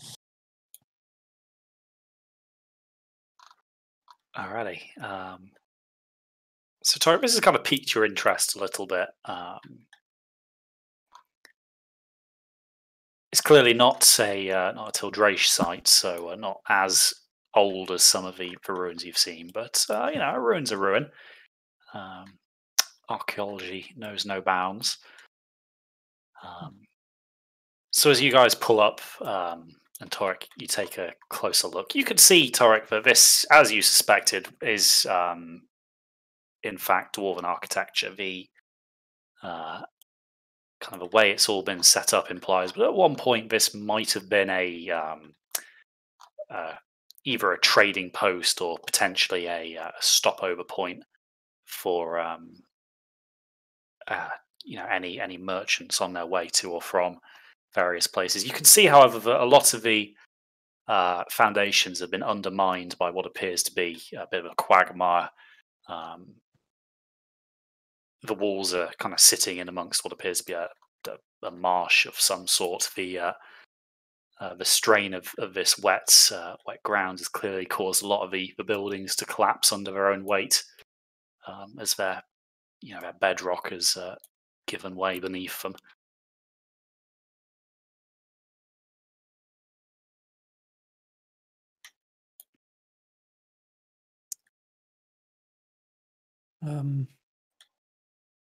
Yeah, really cool. Is anyone with me as I go down? I'm kind of imagining kind of like Torek leading the way. Yeah, everybody's going to be everyone's within earshot. So okay. I was just wondering if it was just Torek wandering off on his own. Everyone else went fishing. So Titus is clearly, he's got his spear in his hand, and he's probably more interested in the fishing than the ruins. Yeah, I'm trying to spear a catfish. Okay. Whatever. I'm like I'm like in probably 4 feet deep, which is deep for anybody else, but Titus is probably waist deep. Okay, cool. So you're doing that while Torek is busy having a look. And Torek, as you take a closer look at some of these, you can see now that there are what appear to be a stable block where horses have been stored at one point. A few of these walls indicate that they might have been warehouses. So it's becoming more apparent that this was definitely a trading post. Now, Titus, roll me an attack roll, please. Can I go reckless? Yes, you definitely can go reckless. Raging at the catfish. Oh, fuck's sake! First crit I've had in sessions, and it's on a fucking catfish. So,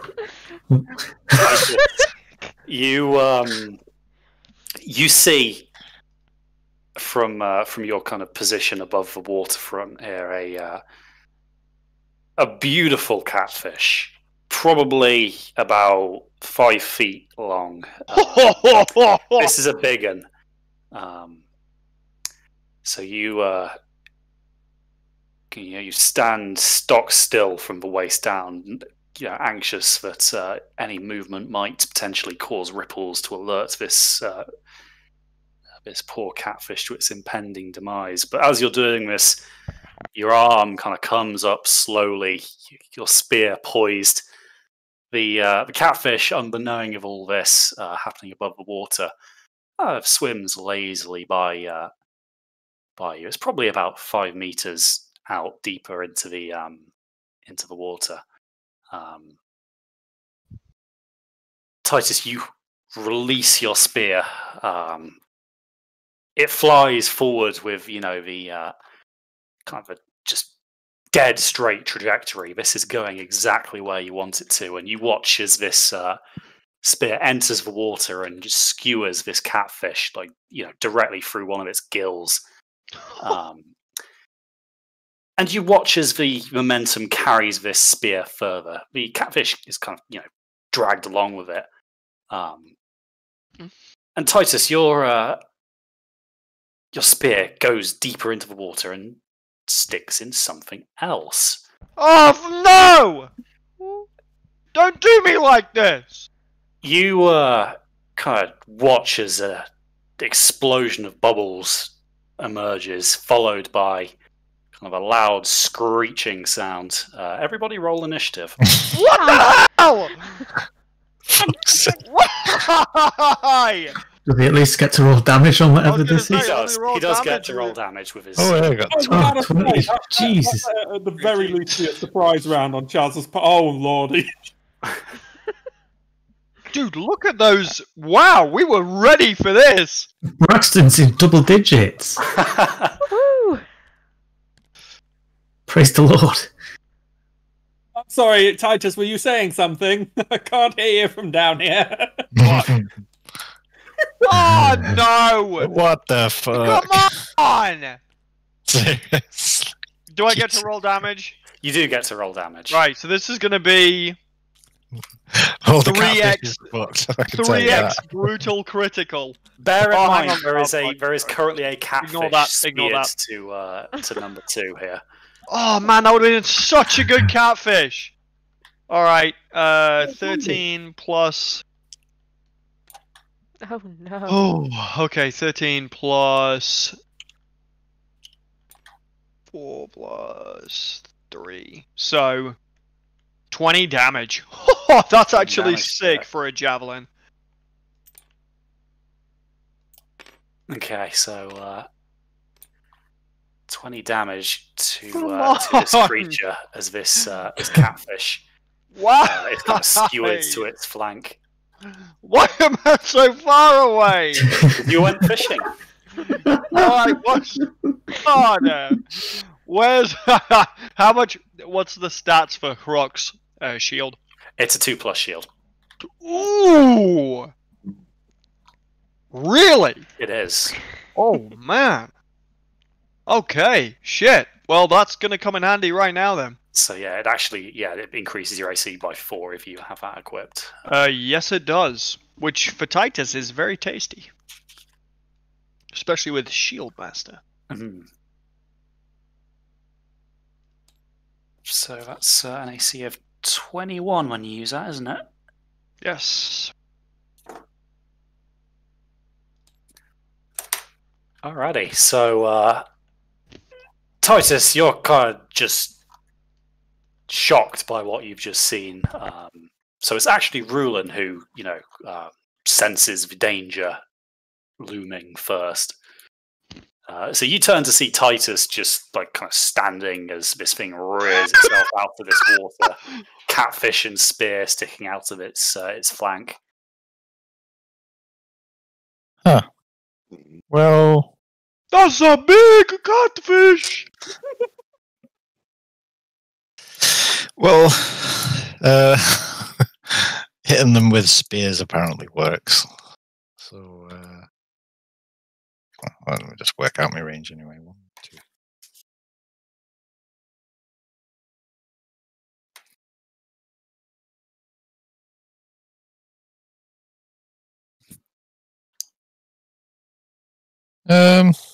So is it occupying this space here? It's supposed to be kind of occupying these ones here. Sorry, probably put that one a bit closer to that actual designated spaces. There we go. Can't quite make it. Okay. I'll run along to here. And as I'm going, I'll draw my bow. Okay. And I'll take 2 shots at number 2. Sure. Been a while since I used my bow. It's +10. There's no special actions with the bow, so it's just 2 attacks. 19 and 13. Hit and a miss. Okay. And it's a D6 +6. 10 damage. 10 damage. Alrighty. So your arrow kind of thumps into this thing's flank. It appears to go in, but the creature pays no notice. Its focus is still on Titus. Okay.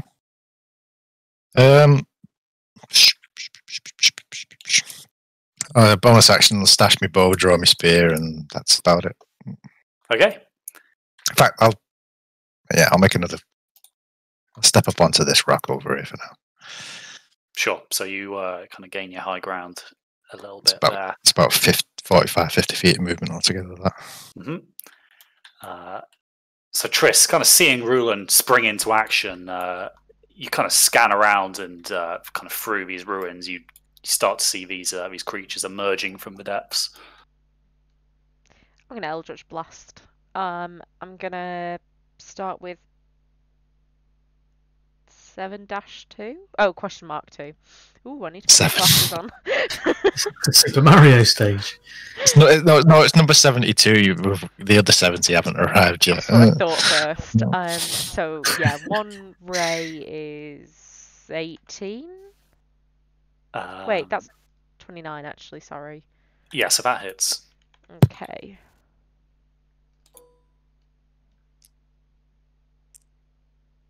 Uh, 8 damage.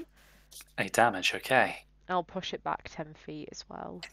So Triss, as you fire this bolt, the energy kind of hits this creature, but you see its myriad legs dig deep into this kind of very sticky mud that this marsh is comprised of, and it doesn't flinch. Oh god, okay. I'm gonna try and hit the other one with the other 2 bolts. Okay.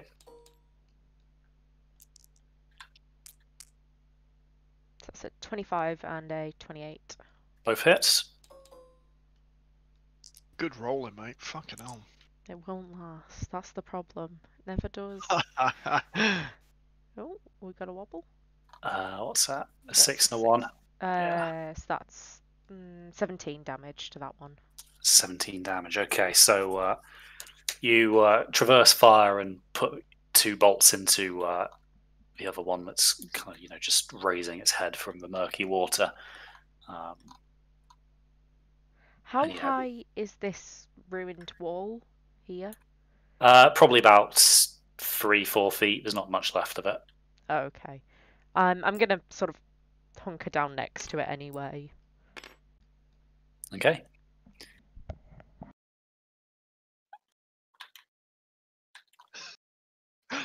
Titus, God damn it. it wasn't just a catfish, as it turns out. You get over your initial surprise to see a bigger quarry in front of you. I've nearly died 2 episodes in a row. I just want to have a nice, quiet bit of fishing by the lake. Is this And now... inspired by Far Cry 5, perchance? Yes, it is. This is Crispy's Far Cry episode. All right. So What's Titus that, is gonna. You hear a howling.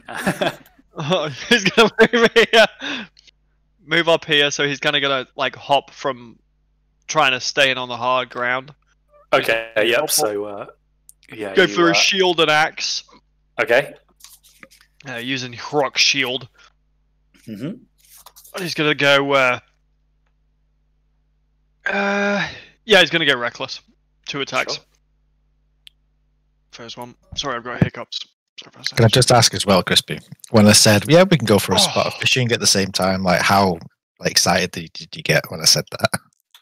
Well, I was. It's not that I get excited by your predicaments, but I like That's just armor. 8 damage off the first one. Mm-hmm. Not much at all. Another hit. Yep. Or I'm assuming 27, 28 hits. 27 does indeed hit. And that is 7. So that's just 12 damage. 12 damage. Okay. But So he does now Titus, have you, ancestors and all that. you start hacking and slashing away, and this thing has like a lot of appendages here, which you just try and smack away. You notice as your axe kind of hits against them, they seem to have like almost a chitinous hard layer outside of them, despite not really looking like they should be armored. Okay. That. Hold on now, because now I've got my shield back. The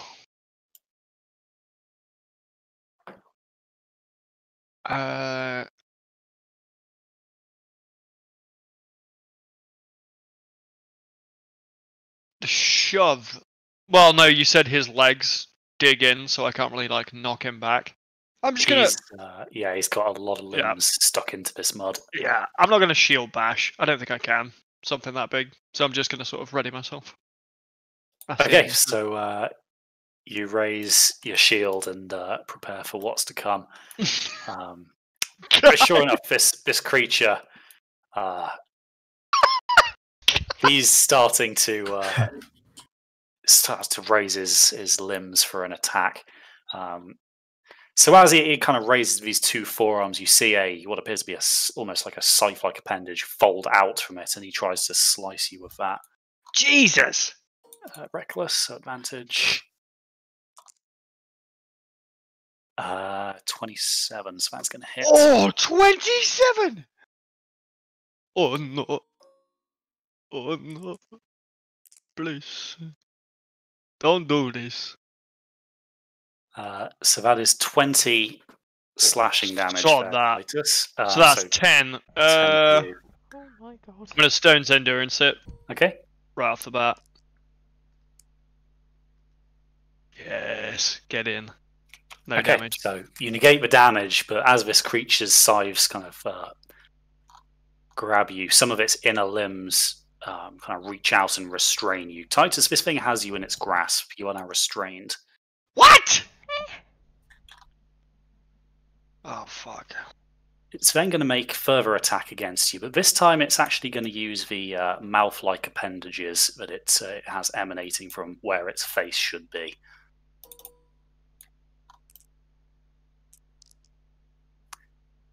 Plus 12, so 21 just goes through. Equals. Yep. So you're going to take a bit of damage from that.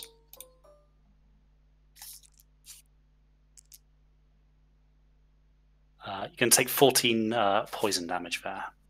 Okay.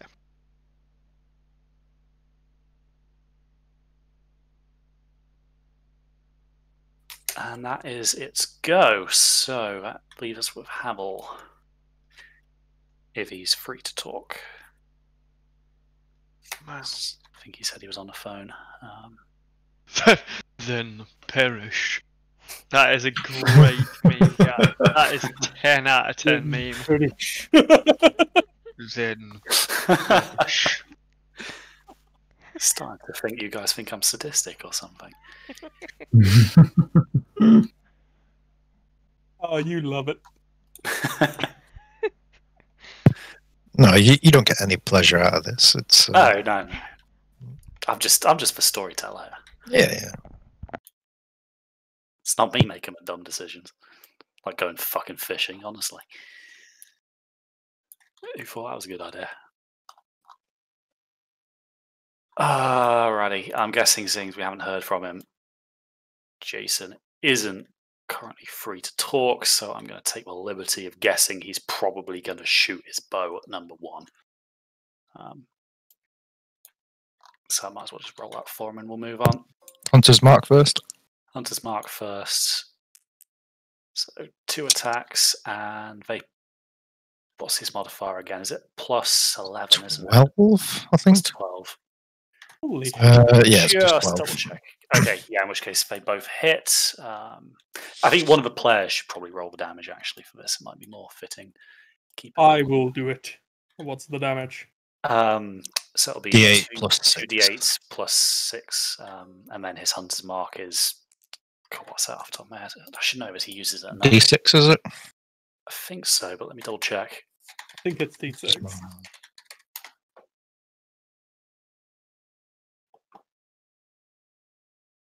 It is indeed a double. An extra D6. So add that to it and tell me what it tallies up to.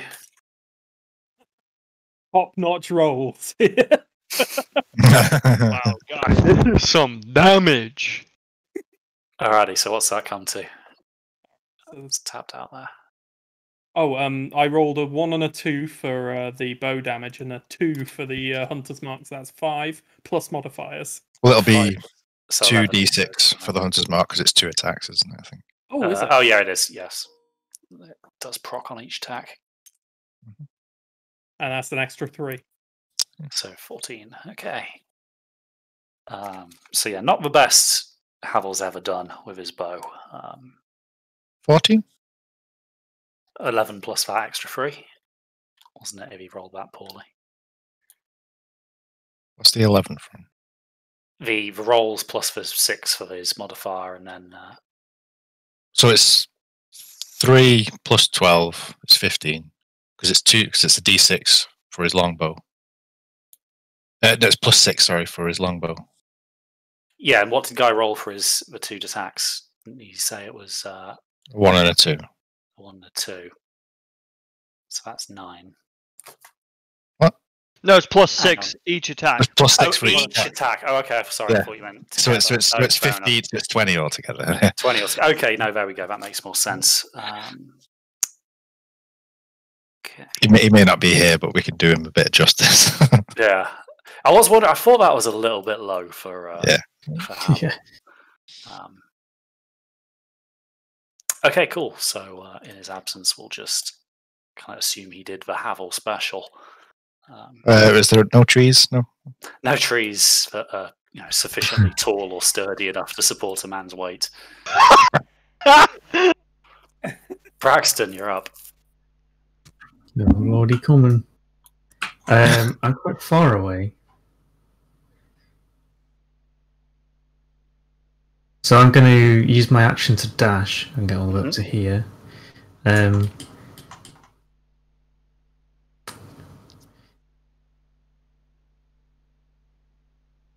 This shallow part, is it just like, can we stand in here? Yeah, it's without kind any... of it's marshy. There's kind of thick mud at the bottom, and it probably goes up to your about once you're in it, the water's probably up to just under your knees. Yeah, okay, I'll be fine stood here then. And I'm going to...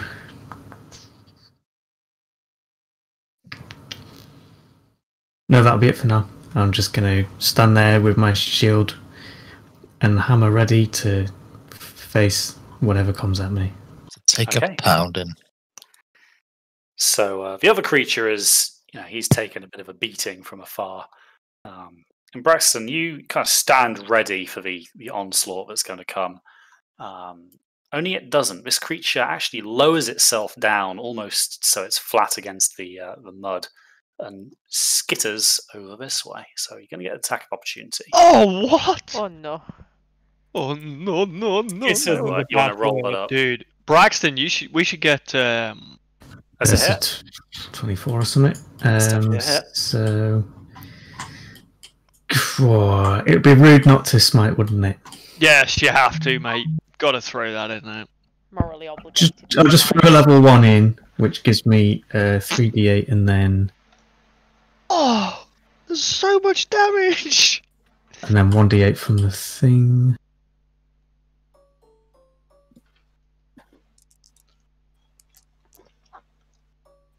So that's 27 altogether. 27 damage as this creature skitters by. You hear something crunch as the hammer goes down. Braxton, you see one of the kind of myriad arms it has just kind of snaps backwards into a very unnatural position. Well, I say unnatural, the whole thing is fairly unnatural. More so than it originally was. But this thing is still onwards moving. It is now kind of pressed almost to the ground as it kind of skitters and crawls over these ruins. It's actually going to use its action to dash. But it makes its way over this wall, Triss and Torek. Ah, good. The squishy ones.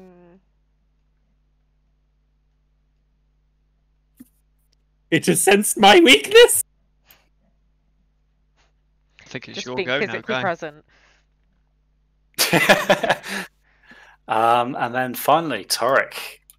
Well, Torek Sorry. rolled a nat 1 for intelligence, so I'm guessing Initiative, intelligence. yeah. Initiative, So, Torek, you are busy studying some of the markings on this wall. You can see an interesting, from an anthropological point of view, a very interesting display of graffiti, detailing in depth what Grum did to Sval's mother. And then all of a sudden, this monstrosity appears over the wall.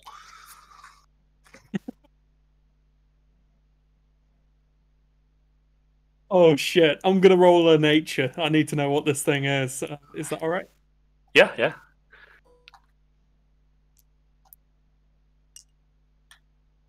That's a 15. I'm very good. A textbook specimen of a Nordhamerian lake lurker, also known as the fisherman's foe. Colloquially. Fisherman's foe. Fisherman's foe. I'm gonna turn it into some foe. Faux show. Yeah, so you note that actually the drawings of this thing's anatomy clearly don't really do it justice. This thing has a lot of appendages. Oh lord. And it is right next to me, which is bad. So Torek's going to update the wiki after the fight's over. Yeah. Try not to rip off too many limbs. He's going to ask you all for 3 silver for a donation as well. Just to keep up his good work. If just one party member would give 20 gold.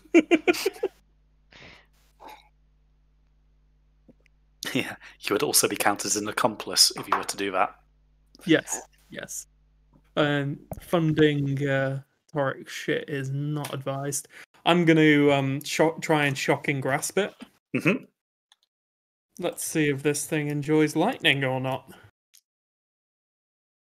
Ooh, that's 26. So as some of these kind of lower-reaching mouthpieces kind of reach over the wall and try and kind of grasp you, you just kind of grab at it with your gauntlet, and as you make contact, you unleash a pretty severe shock, and this thing kind of screes and pulls back. Fantastic. So roll me some damage. This damage is not amplified, but it does deal thunder or lightning. It's 7 damage, and it is because thunder and lightning. It is lightning damage. It is Thunder and lightning lightning. damage. Yeah, they're two separate things in D&D. Yep. This thing. Yeah, so this thing kind of clearly reacts to this and kind of jolts backwards in shock and pain. Yeah. After that, I'm just gonna turn to Tris and go break, and I'm gonna move over this way with its reaction removed. Mhm. Hopefully, wouldn't be Yep. the first time I got bit by this. I'm actually gonna run onto like this island with the 1, 2, 3, 4, 5. Yeah, I can get onto this island here and just. Oh, this looks safe. Yeah. Yeah. Well, it need to go naturally. It'd have to go over the bridge. It's far too big. There we go. Your logic is flawless. As Using usual. his kind of short stature and nimble physique, Toric gracefully traverses this pillar onto the little patch of very marshy land here. Shocking Alrighty. grasp is a brilliant cantrip. I didn't realize how good it would be. Yeah, it is certainly useful. Rulin, back to you. Okay. Looking over here, maybe between Titus and Braxton have probably got this sorted out. Maybe Triss and Havel might need a hand over here. So I'll backtrack. 1, 2. Yeah, to the shore here. Drawing my spear, and we'll give it a couple of whacks. Mm-hmm. Whack. D20. Nope. That's a hit. Yep. Okay. D8 plus 11 damage from that one. 11 damage, okay. Now have a guess what I'm going to say next. Yep. So DC 16. 15. 15. Not level 12 yet. It passes Oof. with ease. Fine colours. Second spear attack. Ooh, that's a good. Yes. So this one doesn't go through the. Again, the carapace seems to be harder than a visual would imply. Well, maybe it just needs a bit of blunt force to try and crack it open. So let's give it a punch or two. Mm-hmm. Flurry of blows. Get away.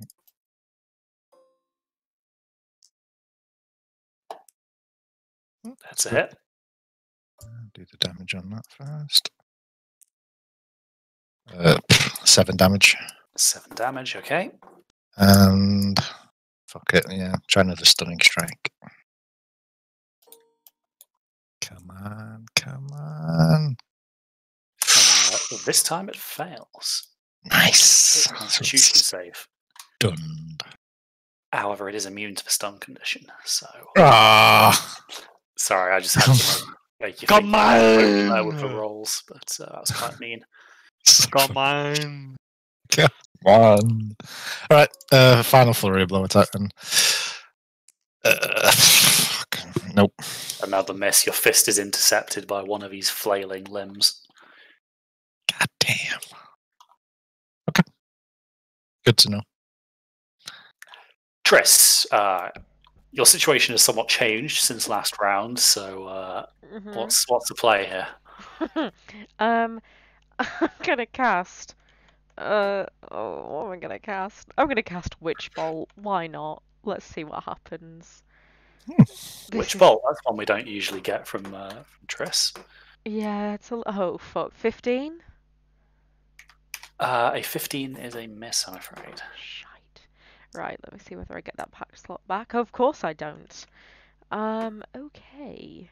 So, bear with me a second. I'm sure I've got a bonus action. I just can't remember what it is. I am going to cast Far Step. So I can teleport up to 30 feet, unoccupied space. You know it doesn't have a reaction, right? It doesn't have a reaction? No, Shocking Grasp has taken its reaction away. Oh, fuck, I'm just going to run then in that case. Mm-hmm. Torek said, break! What's the Oh, I don't terrain think like I in this realised that either. direction? This is kind of becoming more solid and rocky as this leads back up towards the road. Oh, then I'm going to hair it over this way. There we go. Yeah, that's Alrighty. me. Oh, yeah. Rulin's going to tank it. Sorry, Rulin. Okay. So yeah, Triss, you make good progress over back towards the road. So Titus, you're still kind of grasped by this thing. You've kind of got your shield out in front of you, kind of keeping this thing away from you. You can hear on the other side of this shield, it's what sounds to be like at least a dozen instances of something scratching and scraping against this thing's surface. I'm gonna try and use both my attacks to hack off whatever's grasping me. Okay, so make some attacks for me then. So I'm gonna be reckless, Yep, but I'm restrained. regular. Yep. So it balances out. So 2 attacks. So we have one at. These are just +8s. So one at 21, and then the other's probably a miss. So yeah, hit and a miss. Okay.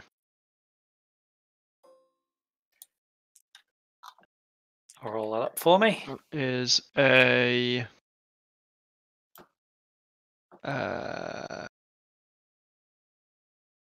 12 damage. 12 damage. Okay, and then if you want, you can roll a strength saving throw to try and escape this thing's grasp. I would like that. I would like that very much. Ah. That is a 10. 10. So Titus, after kind of devoting most of your strength to try and hack these limbs off, you find yourself a bit too much off balance to really push away, especially in the very squelchy terrain underfoot. You don't really have a very good launching point to push off against. This thing manages to kind of pull you back in as you try and get away. Fuck.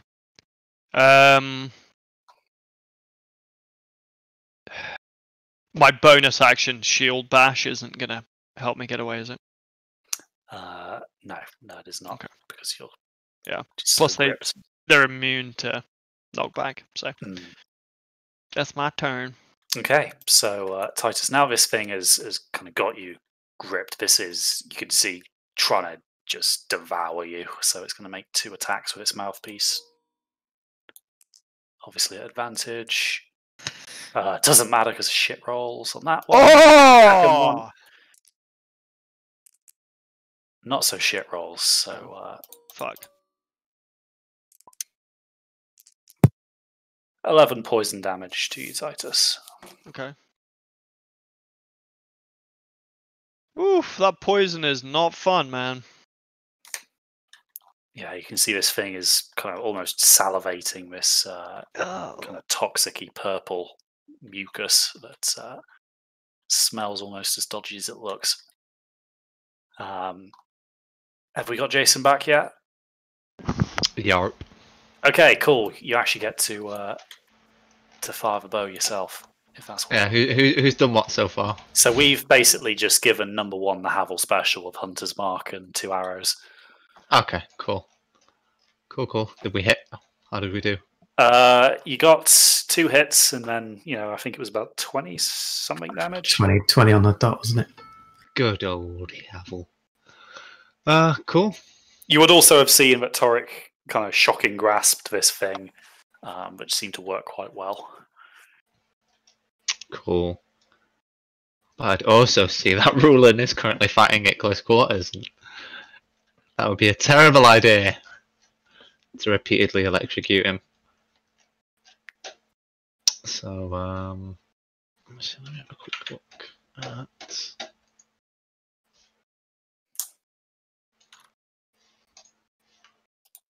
I'm going to double check one thing, bear with me.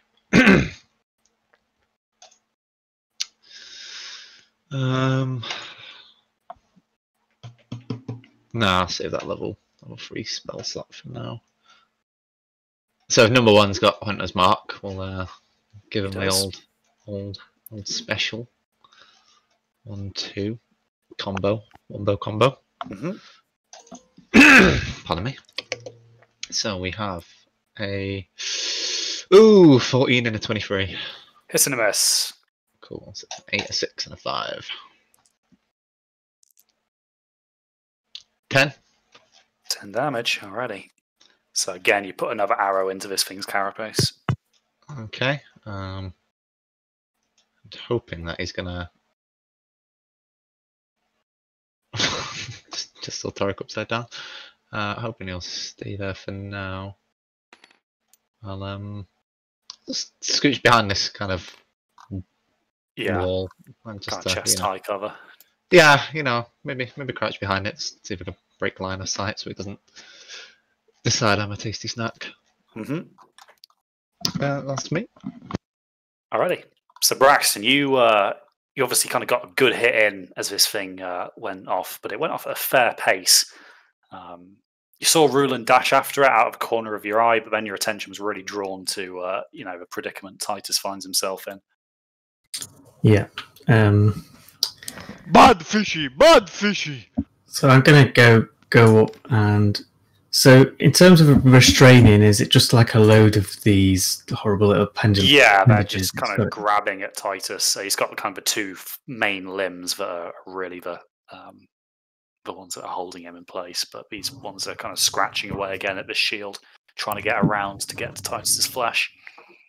Yeah, and in order to help Titus out, could I do that through attacking those appendages, or is it a separate action to try and help him?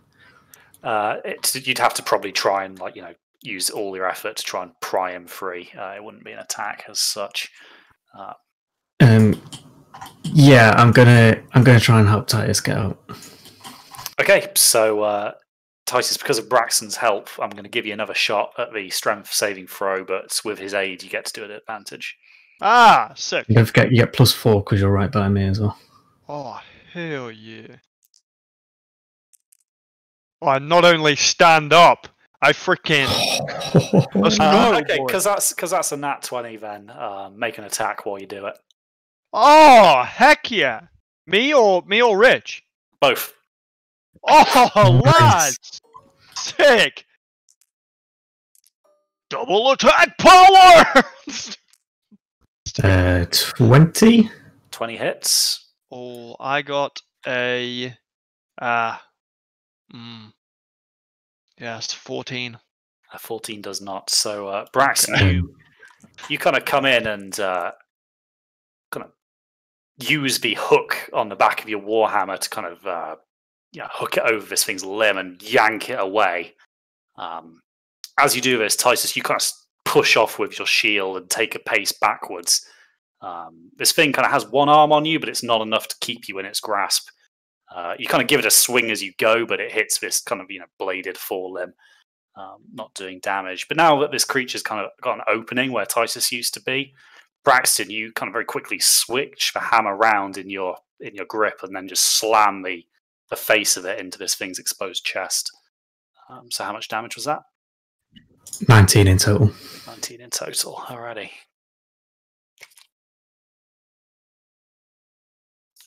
Cool.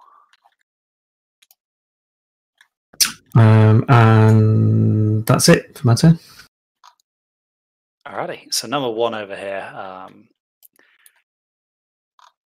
Obviously, was stunned a little bit and surprised at this attack from Torik's gauntlet, not expecting such small prey to have such a nasty defense. But his current attention is more focused on the the barrage of spear and fist blows it's getting. So it's going to turn around and it's going to attack you, Rulin, with its forelimbs for its first attack. And it is going to do it very slowly, so make a spear attack. Nice.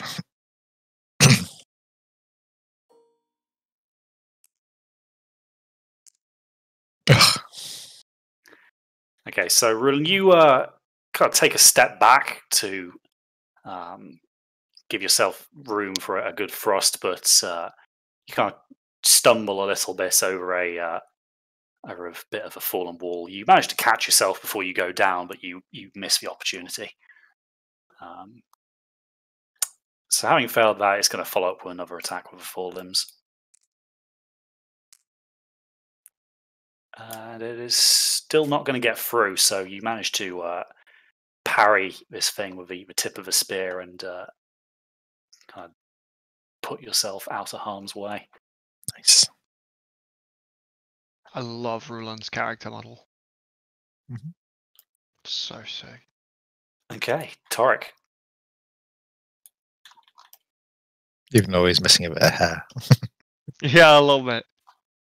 I think it's just a PNG. It's for stress, yeah. Stress. Who's missing Rulan. If you zoom in on the model, it's just a bit like yeah, PNG Yeah, got I a bit fucky noticed with that one. that a while ago, and I was like, "Yeah, it's a small detail. No one else will probably notice." Oh no, I noticed it almost immediately. I've just never said anything about it. So we've both been quiet with shame. Mm. Alrighty then, Torik. What's the plan? I'm gonna hit it. Mm-hmm. 1, 2, 3, 4, and I'm gonna try and make a booming blade attack. So I make a regular melee.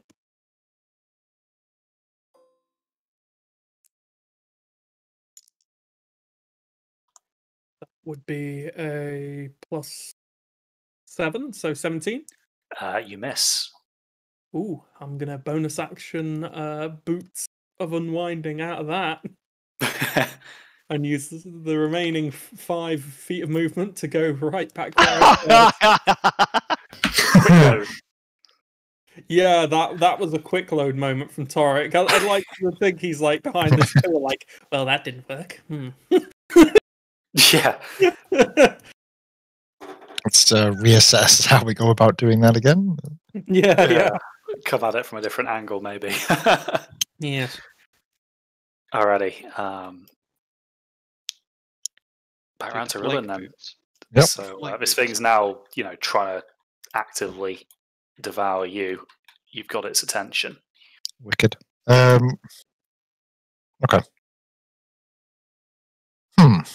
Wonder then.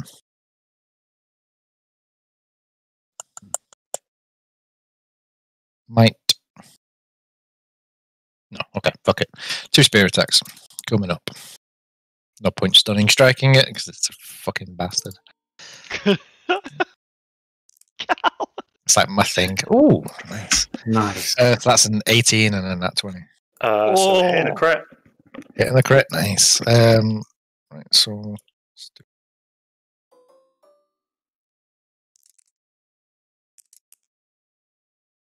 that's 29. 29 damage, okay. And I will bonus action. Is it Step of the Wind? No, Patient Defense to take the dodge action. Alrighty, you lower yourself into a defensive stance. I'm not going to run away because I want to keep it where it is. It's a pretty good position for everyone else. Alrighty then. Brings us over to Triss. In a move Standing that on will firmer ground. not shock everyone, I'm gonna just Eldritch Blast it 3 times. The one that stood next to Rulin. Number 1. So that is a 28, a 23, and a 13. So that's going to be 2 hits and a miss. Cool.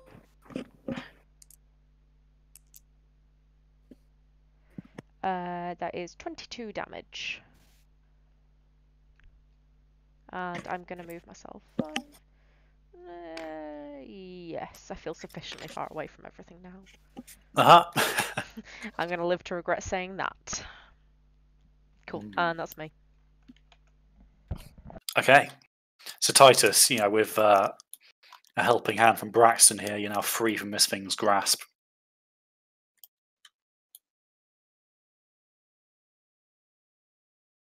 Sorry, Crispy, say that again. Saying you're free from Miss Thing's grip with a bit of help from Braxton. Well, brilliant. I'm probably going to tell Braxton to go. Well, no. We'll take it on. I'll just do my 2 attacks, reckless on it. Sure.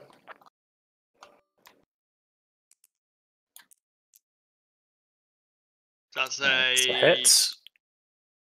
Great.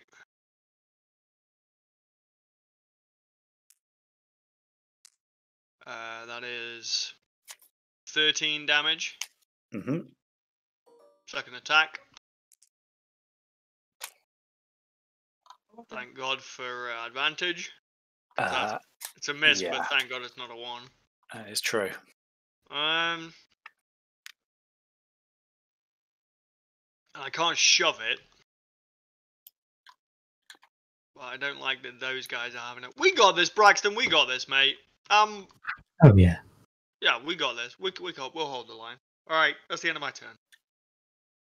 Alrighty. So now this creature is, he's not happy about losing that potential prey, but he's also not happy about getting a hammer blow to his chest either. So he's actually going to shift his focus to Braxton. So 1 attack with his forelimbs. Don't forget the Guardians. It's true, isn't it? So that's a miss anyway, then. Could be a nat 1 yet, mate. That's true, I suppose. Oh, shit. And the next one. It's worth a try. So 19, and that is going to miss. Braxton, you kind of see these long limbs coming in. And you raise your shield. You can kind of see the claw kind of coming around the edge, and you see the kind of modifications from Torek around here, kind of sparking a little bit as this chitin grates against it, but they don't buckle. The shield holds, and you come to no harm. Havel.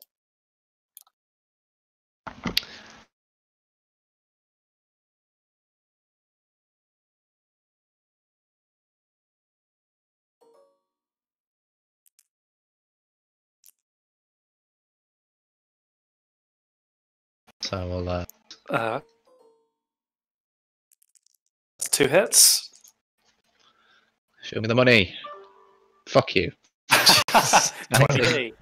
two 1s. Are you fucking kidding? 19. 19 damage already. And then duck down the wall.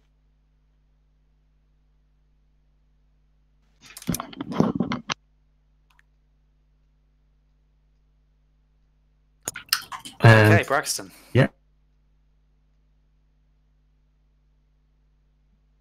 Let's just throw into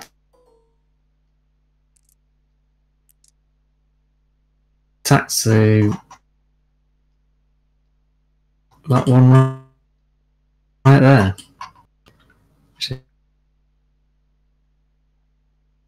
Is I'm throwing a level 1 smite on one of those as well. Mm-hmm.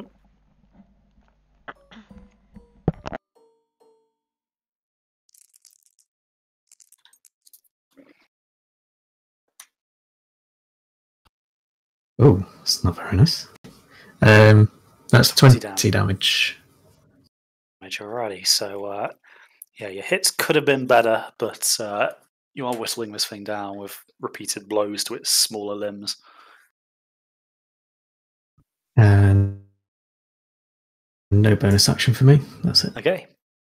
So the next one is going to actually decide that the prey here isn't worth its effort.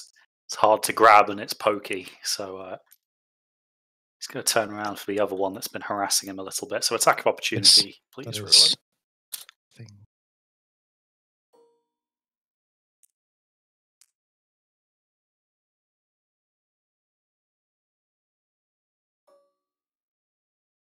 Oh, Well beautiful. Max damage.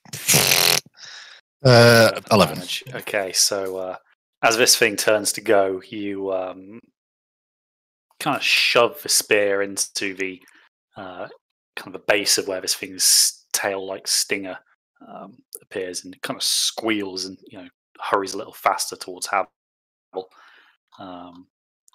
who it is going to attack with its forelimbs for its first strike.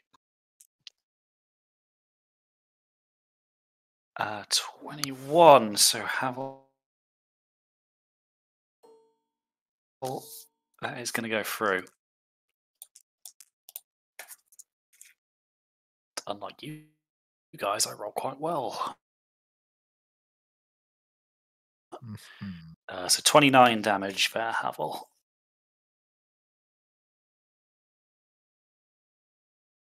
Is he there? Yeah. So Yeah. Cool. That's nice. you are also restrained by That this thing, restrained is a as bit its bitch.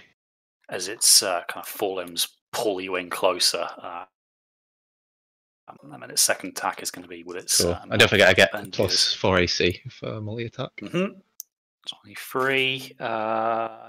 It's not quite going to help you here. You're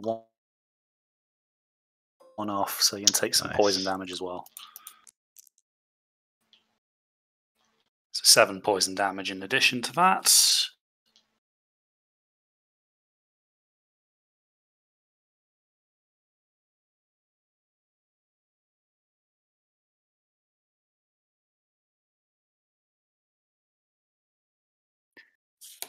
Just kind of pounces on you. At a ringside seat of this. Oh yes, I don't know if I can help that much.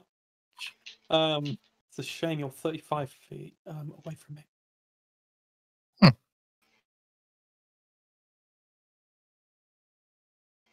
at the rolls.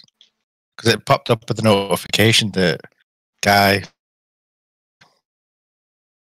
did a shopping I clicked grasp. it by mistake. All right. That's But it actually keeps a log of it all, so we can all see each other's rolls as you play. Oh, So we could actually do rolls through D&D Beyond if we wanted.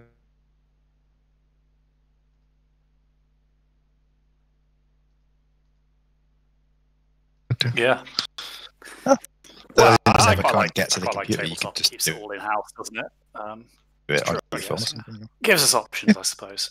Alrighty, so anyway, Torek, is there a plan formulating? honestly no. At least it's honest.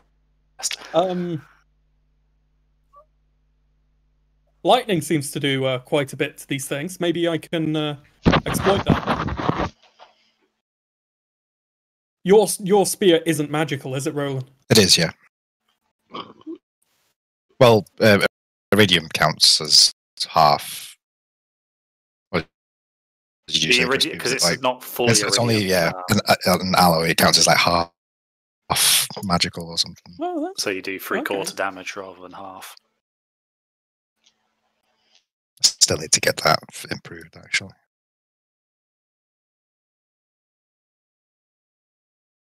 And you, with 2 gold bars, might be able to afford it.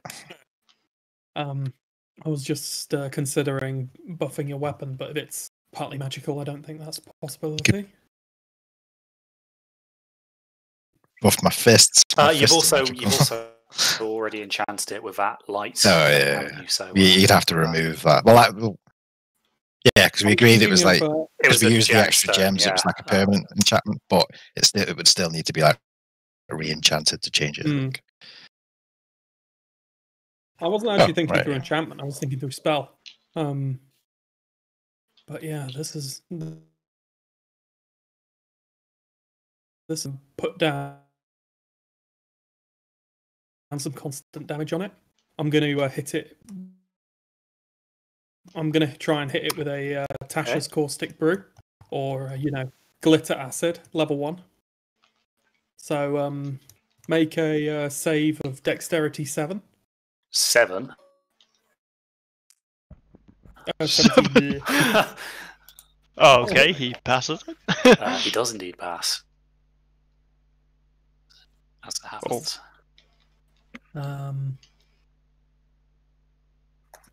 Yep, the spell does nothing. Nice. So you, Torek, you aim for this and you kind of hurl this flask. Unfortunately, you throw like a girl and it hits the wall in front of it. Damn, if only I had some kind of potion launching gun.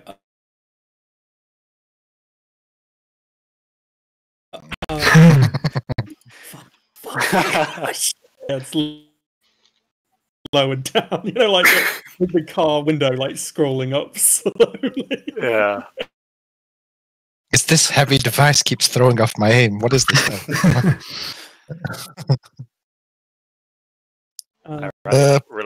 You're up. Jesus, that's gone wrong fast. Yeah, I must say actually we've got with these turns in combat. Yeah. Right, so forward up behind it and do a nice leaping attack into its back. Thanks.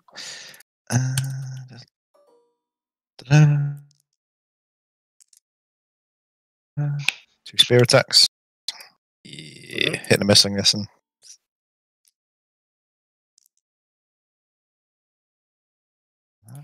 9 damage off the spear. So, Ruin, you kind of take a leap at this thing as it's grabbing Havel, and you kind of bring the spear down onto this thing's back, and you kind of feel a crunch as the carapace finally gives.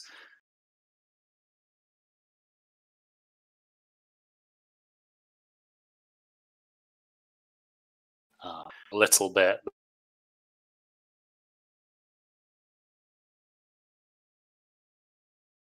But very thing kind of collapses, and Havel, you're able to kind of pull yourself free. Oh, good job, lads! Holy shit! So where was I there? 1, 2, 4. Tell you what then, I'll...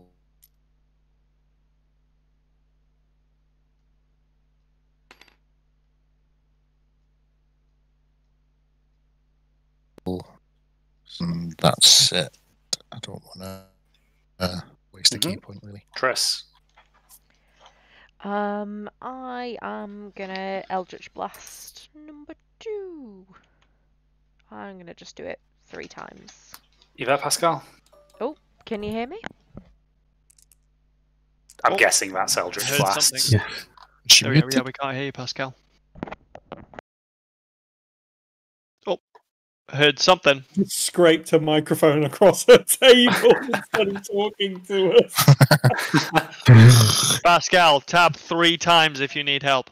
Can you hear Roll me? Eldritch Blast 3 times. There if you we need go. help. There we go. Cool. I don't really know what happened there. That was a 21 and a 25, and then I think there was a 16 as well. So yeah, that's gonna be 2 hits to miss. Cool.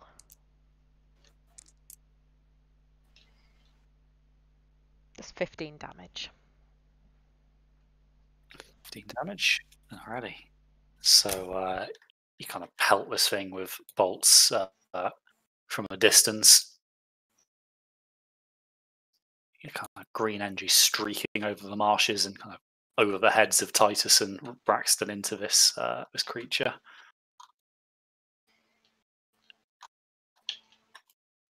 Any movements or bonuses? Nope, that's me. I'm going to take that as a no. I think we might have lost you again. Oh, heard something? Yeah, I think I think I might keep there's some issues disconnecting. there. Yeah. Type in chat if you can. All right, tell you what. If Oh. she does want to do anything, we can do it retroactively, Titus, Okay. because it'll only be movements and stuff. Nothing. Oh, well. All right. Seeing as that one over here is down, this guy, now I'm free, and I've seen Braxton do some big hits, so Titus, being a little bit competitive, is going to pull out his big axe. Nice. Okay. And he's going to go for 2 big old swings on it. He's got his bro with him. He feels safe. That's got to be So it. that's a hit. That's got to be it. So that's 1 fire damage and... oh, bloody hell, I'm on the wrong character. I was on Pascal's sheet. That's plus 10, so 17 physical, 1 fire. Okay. So 1. That's 21. That's a hit. 21. 21. 21. 4 fire damage and 12 physical on the second one. Okay, cool. So some big hits, and this thing kind of again tries to lash out at you with its claws in revenge, but you just kind of keep hitting away with the axe. Cool. I'm going to try and get an opening for Braxton to give it a big killing blow. Mm-hmm. Well, it is going to, use its attacks to try and just, rectify those big hits it's just taken. So it's going to roll both of those against you. Okay. With its It will get full advantage, yeah. So that's a hit. Oh, yeah. I'm only using the axe too, so it's 17.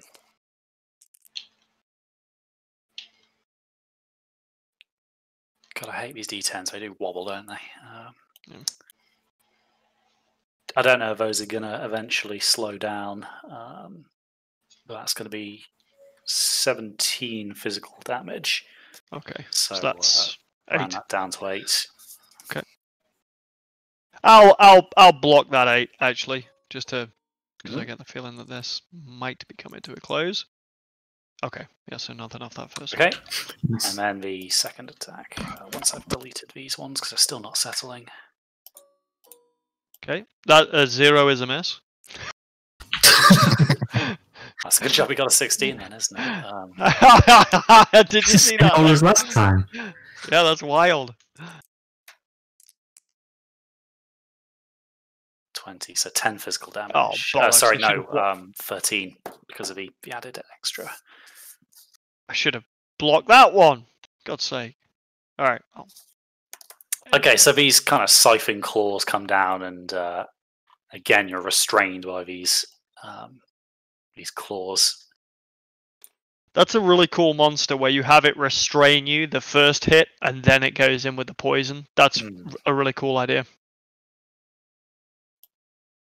Okay, Havel, you've got a bit of breathing room. You've kind of pulled yourself out from under this thing and brushed the worst of the mucus off of you. Mucus. Cool.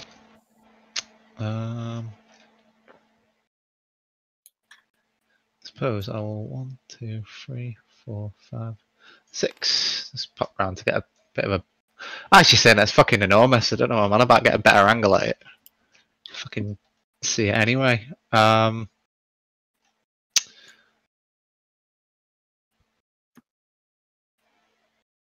I need to? I'm not going to waste bonus action on Hunter's Mark just yet.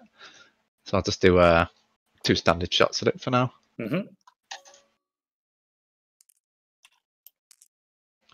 Bastard. 20 and 15. Hit and a miss. And 11 damage.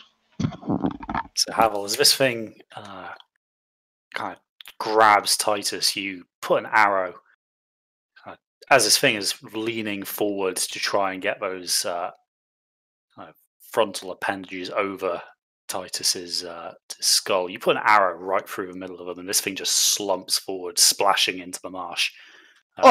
Sick. You see your spear and this catfish spear to this thing's back, now within your reach. Oh, perfect. I'm just gonna very Finally. calmly. Gonna literally very calmly just be like, oh, finally. I like kind of just climb up on it, pull out the spear with the catfish, and then just like go to Braxton.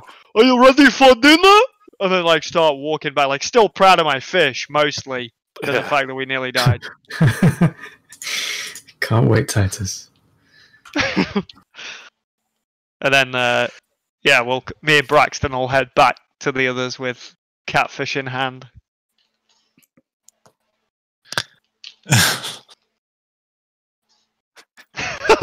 Walk over. Titus, kind of, you know, bowing and struggling under the weight of this catfish that he has caught. You guys are going to eat pretty well tonight. So Yeah. sick of the sea and water. Awesome. Awesome. And just like that, it So- starts to rain. Oh no! Is Tarek going to get a chance to finish doing his exploration then, I guess? So, well, yeah, while Torek is doing his, I'm just going to sort of help, you know, set up a fire with whoever wants to help, and you know, sort of start butchering the fish and you know, getting the bones out, doing the best bit. So you start preparing the catfish.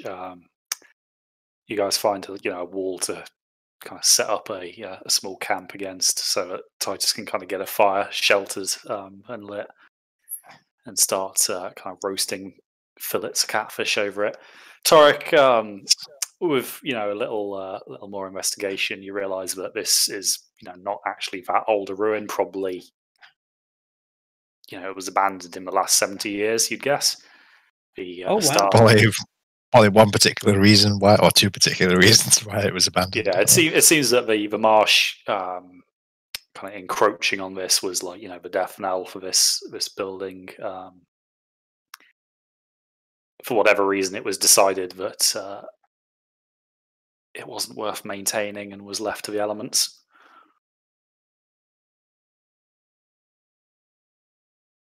Right. Well, doubt we're going to learn anything of utmost importance. This used to be a trade center. You can see the little bazaar-like structures around. I doubt we'll find anything of value, but no, we might.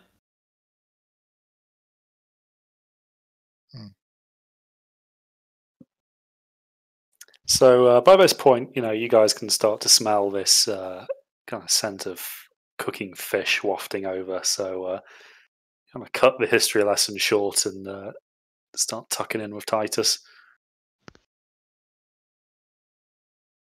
Cool. Alrighty. Have a rest for the rest of the day and just stay here overnight then, I guess. I think it was only morning when we got here, wasn't it? It was early morning, so it's probably just coming up to noon now.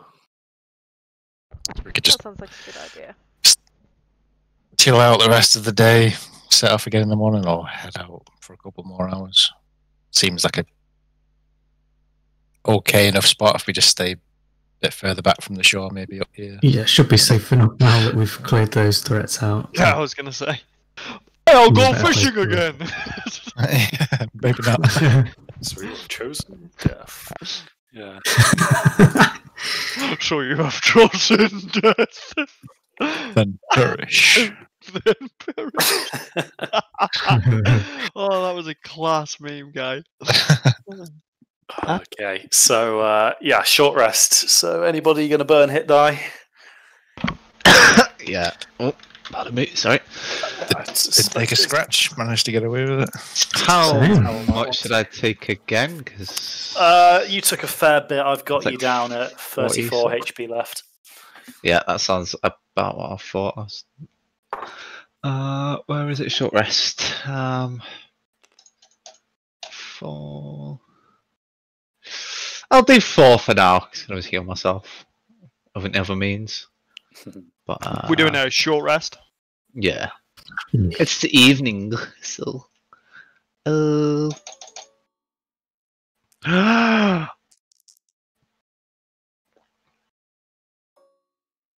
It's not bad. Just That puts me curious. up to 64. Can you do your short rest rolls through D&D Beyond as well? Like for your hit dice. Is there an option anywhere for hit dice? I did my. There's an option for short rest somewhere. Yeah, but it doesn't say like to roll a hit dice or anything. It's not like on there. I think you just have to roll your dice. It's like if I just roll a d20, does it? No, I could say I can click short rest, and I can click. It gives me 11 slots, and I can click how many I want. Yeah, but it doesn't actually roll a dice on the No, thing. but it keeps track Keeps for track. Yeah, it keeps track of it. You I'm can- just trying to you can work roll out, a like, tabletop, Just yeah. trying to work out the utility. But yeah, but if you that's it, like, you just have the actual dice rolls in on that D&D Beyond as well, I'm so gonna- you can just click anything you want. I'm gonna Yeah. go to the restroom real quick. Give me a sec. Okay, It's cool. cool. I So, like that. yeah, you guys settle in for the night. Again, with these kind of ruins to keep the worst of the winds off of you. The fish is, it's filling, it's tasty. Titus has caught a real prize here. There's actually enough that he's able to even leave the fish kind of cooking overnight in a kind of a makeshift smoker that he's constructing out of a few branches and quite green leaves. So you're going to have some fish that'll keep for a little bit into the journey to add some variety to your traveling fare. Obviously, fresh seafood isn't really something all too common once you get deeper into the continent. Mm-hmm. So it's a nice little pick me up for the remainder of the journey. But you guys get some rest. You're not disturbed by anything. It seems that anything that was lurking in here was probably dissuaded by the things that you've just killed. So now that they're gone, you're left to your own devices a bit. Tori, you spend a little bit of time kind of just fine-tuning that writ that you made earlier. Now that you're obviously on a kind of a solid ground that isn't trying to move away or bumping under your feet, you're able to just correct a few little errors that you spot. So you bump that quality up a little bit. Cool. So next morning, in fact, I should probably wait till Chaz is back from. I'm back. I didn't okay, come cool. in, sorry. I was listening. So yeah, you guys kind of set off bright and early again. You're not too far from Gimor now. And as you kind of traverse this road, you kind of rejoin a more cobbled road as you get close to the city. Again, you spot a few kind of patrols of soldiers marching around, but still they don't give you much trouble. It appears that the guise of traveling merchants, for now, is at least holding up. By early afternoon the next day, you see the city of Gimor. Now, this city is quite unique in the sense that it is located on the very pinnacle of quite a large granite kind of mesa-like feature. The city itself is several hundred meters above the surrounding coast and plain, and what appears to be quite a unique geographical feature. The dwarves have capitalized on this, and you can see at the kind of the top of this kind of natural mountain-like structure, they have built fairly substantial walls.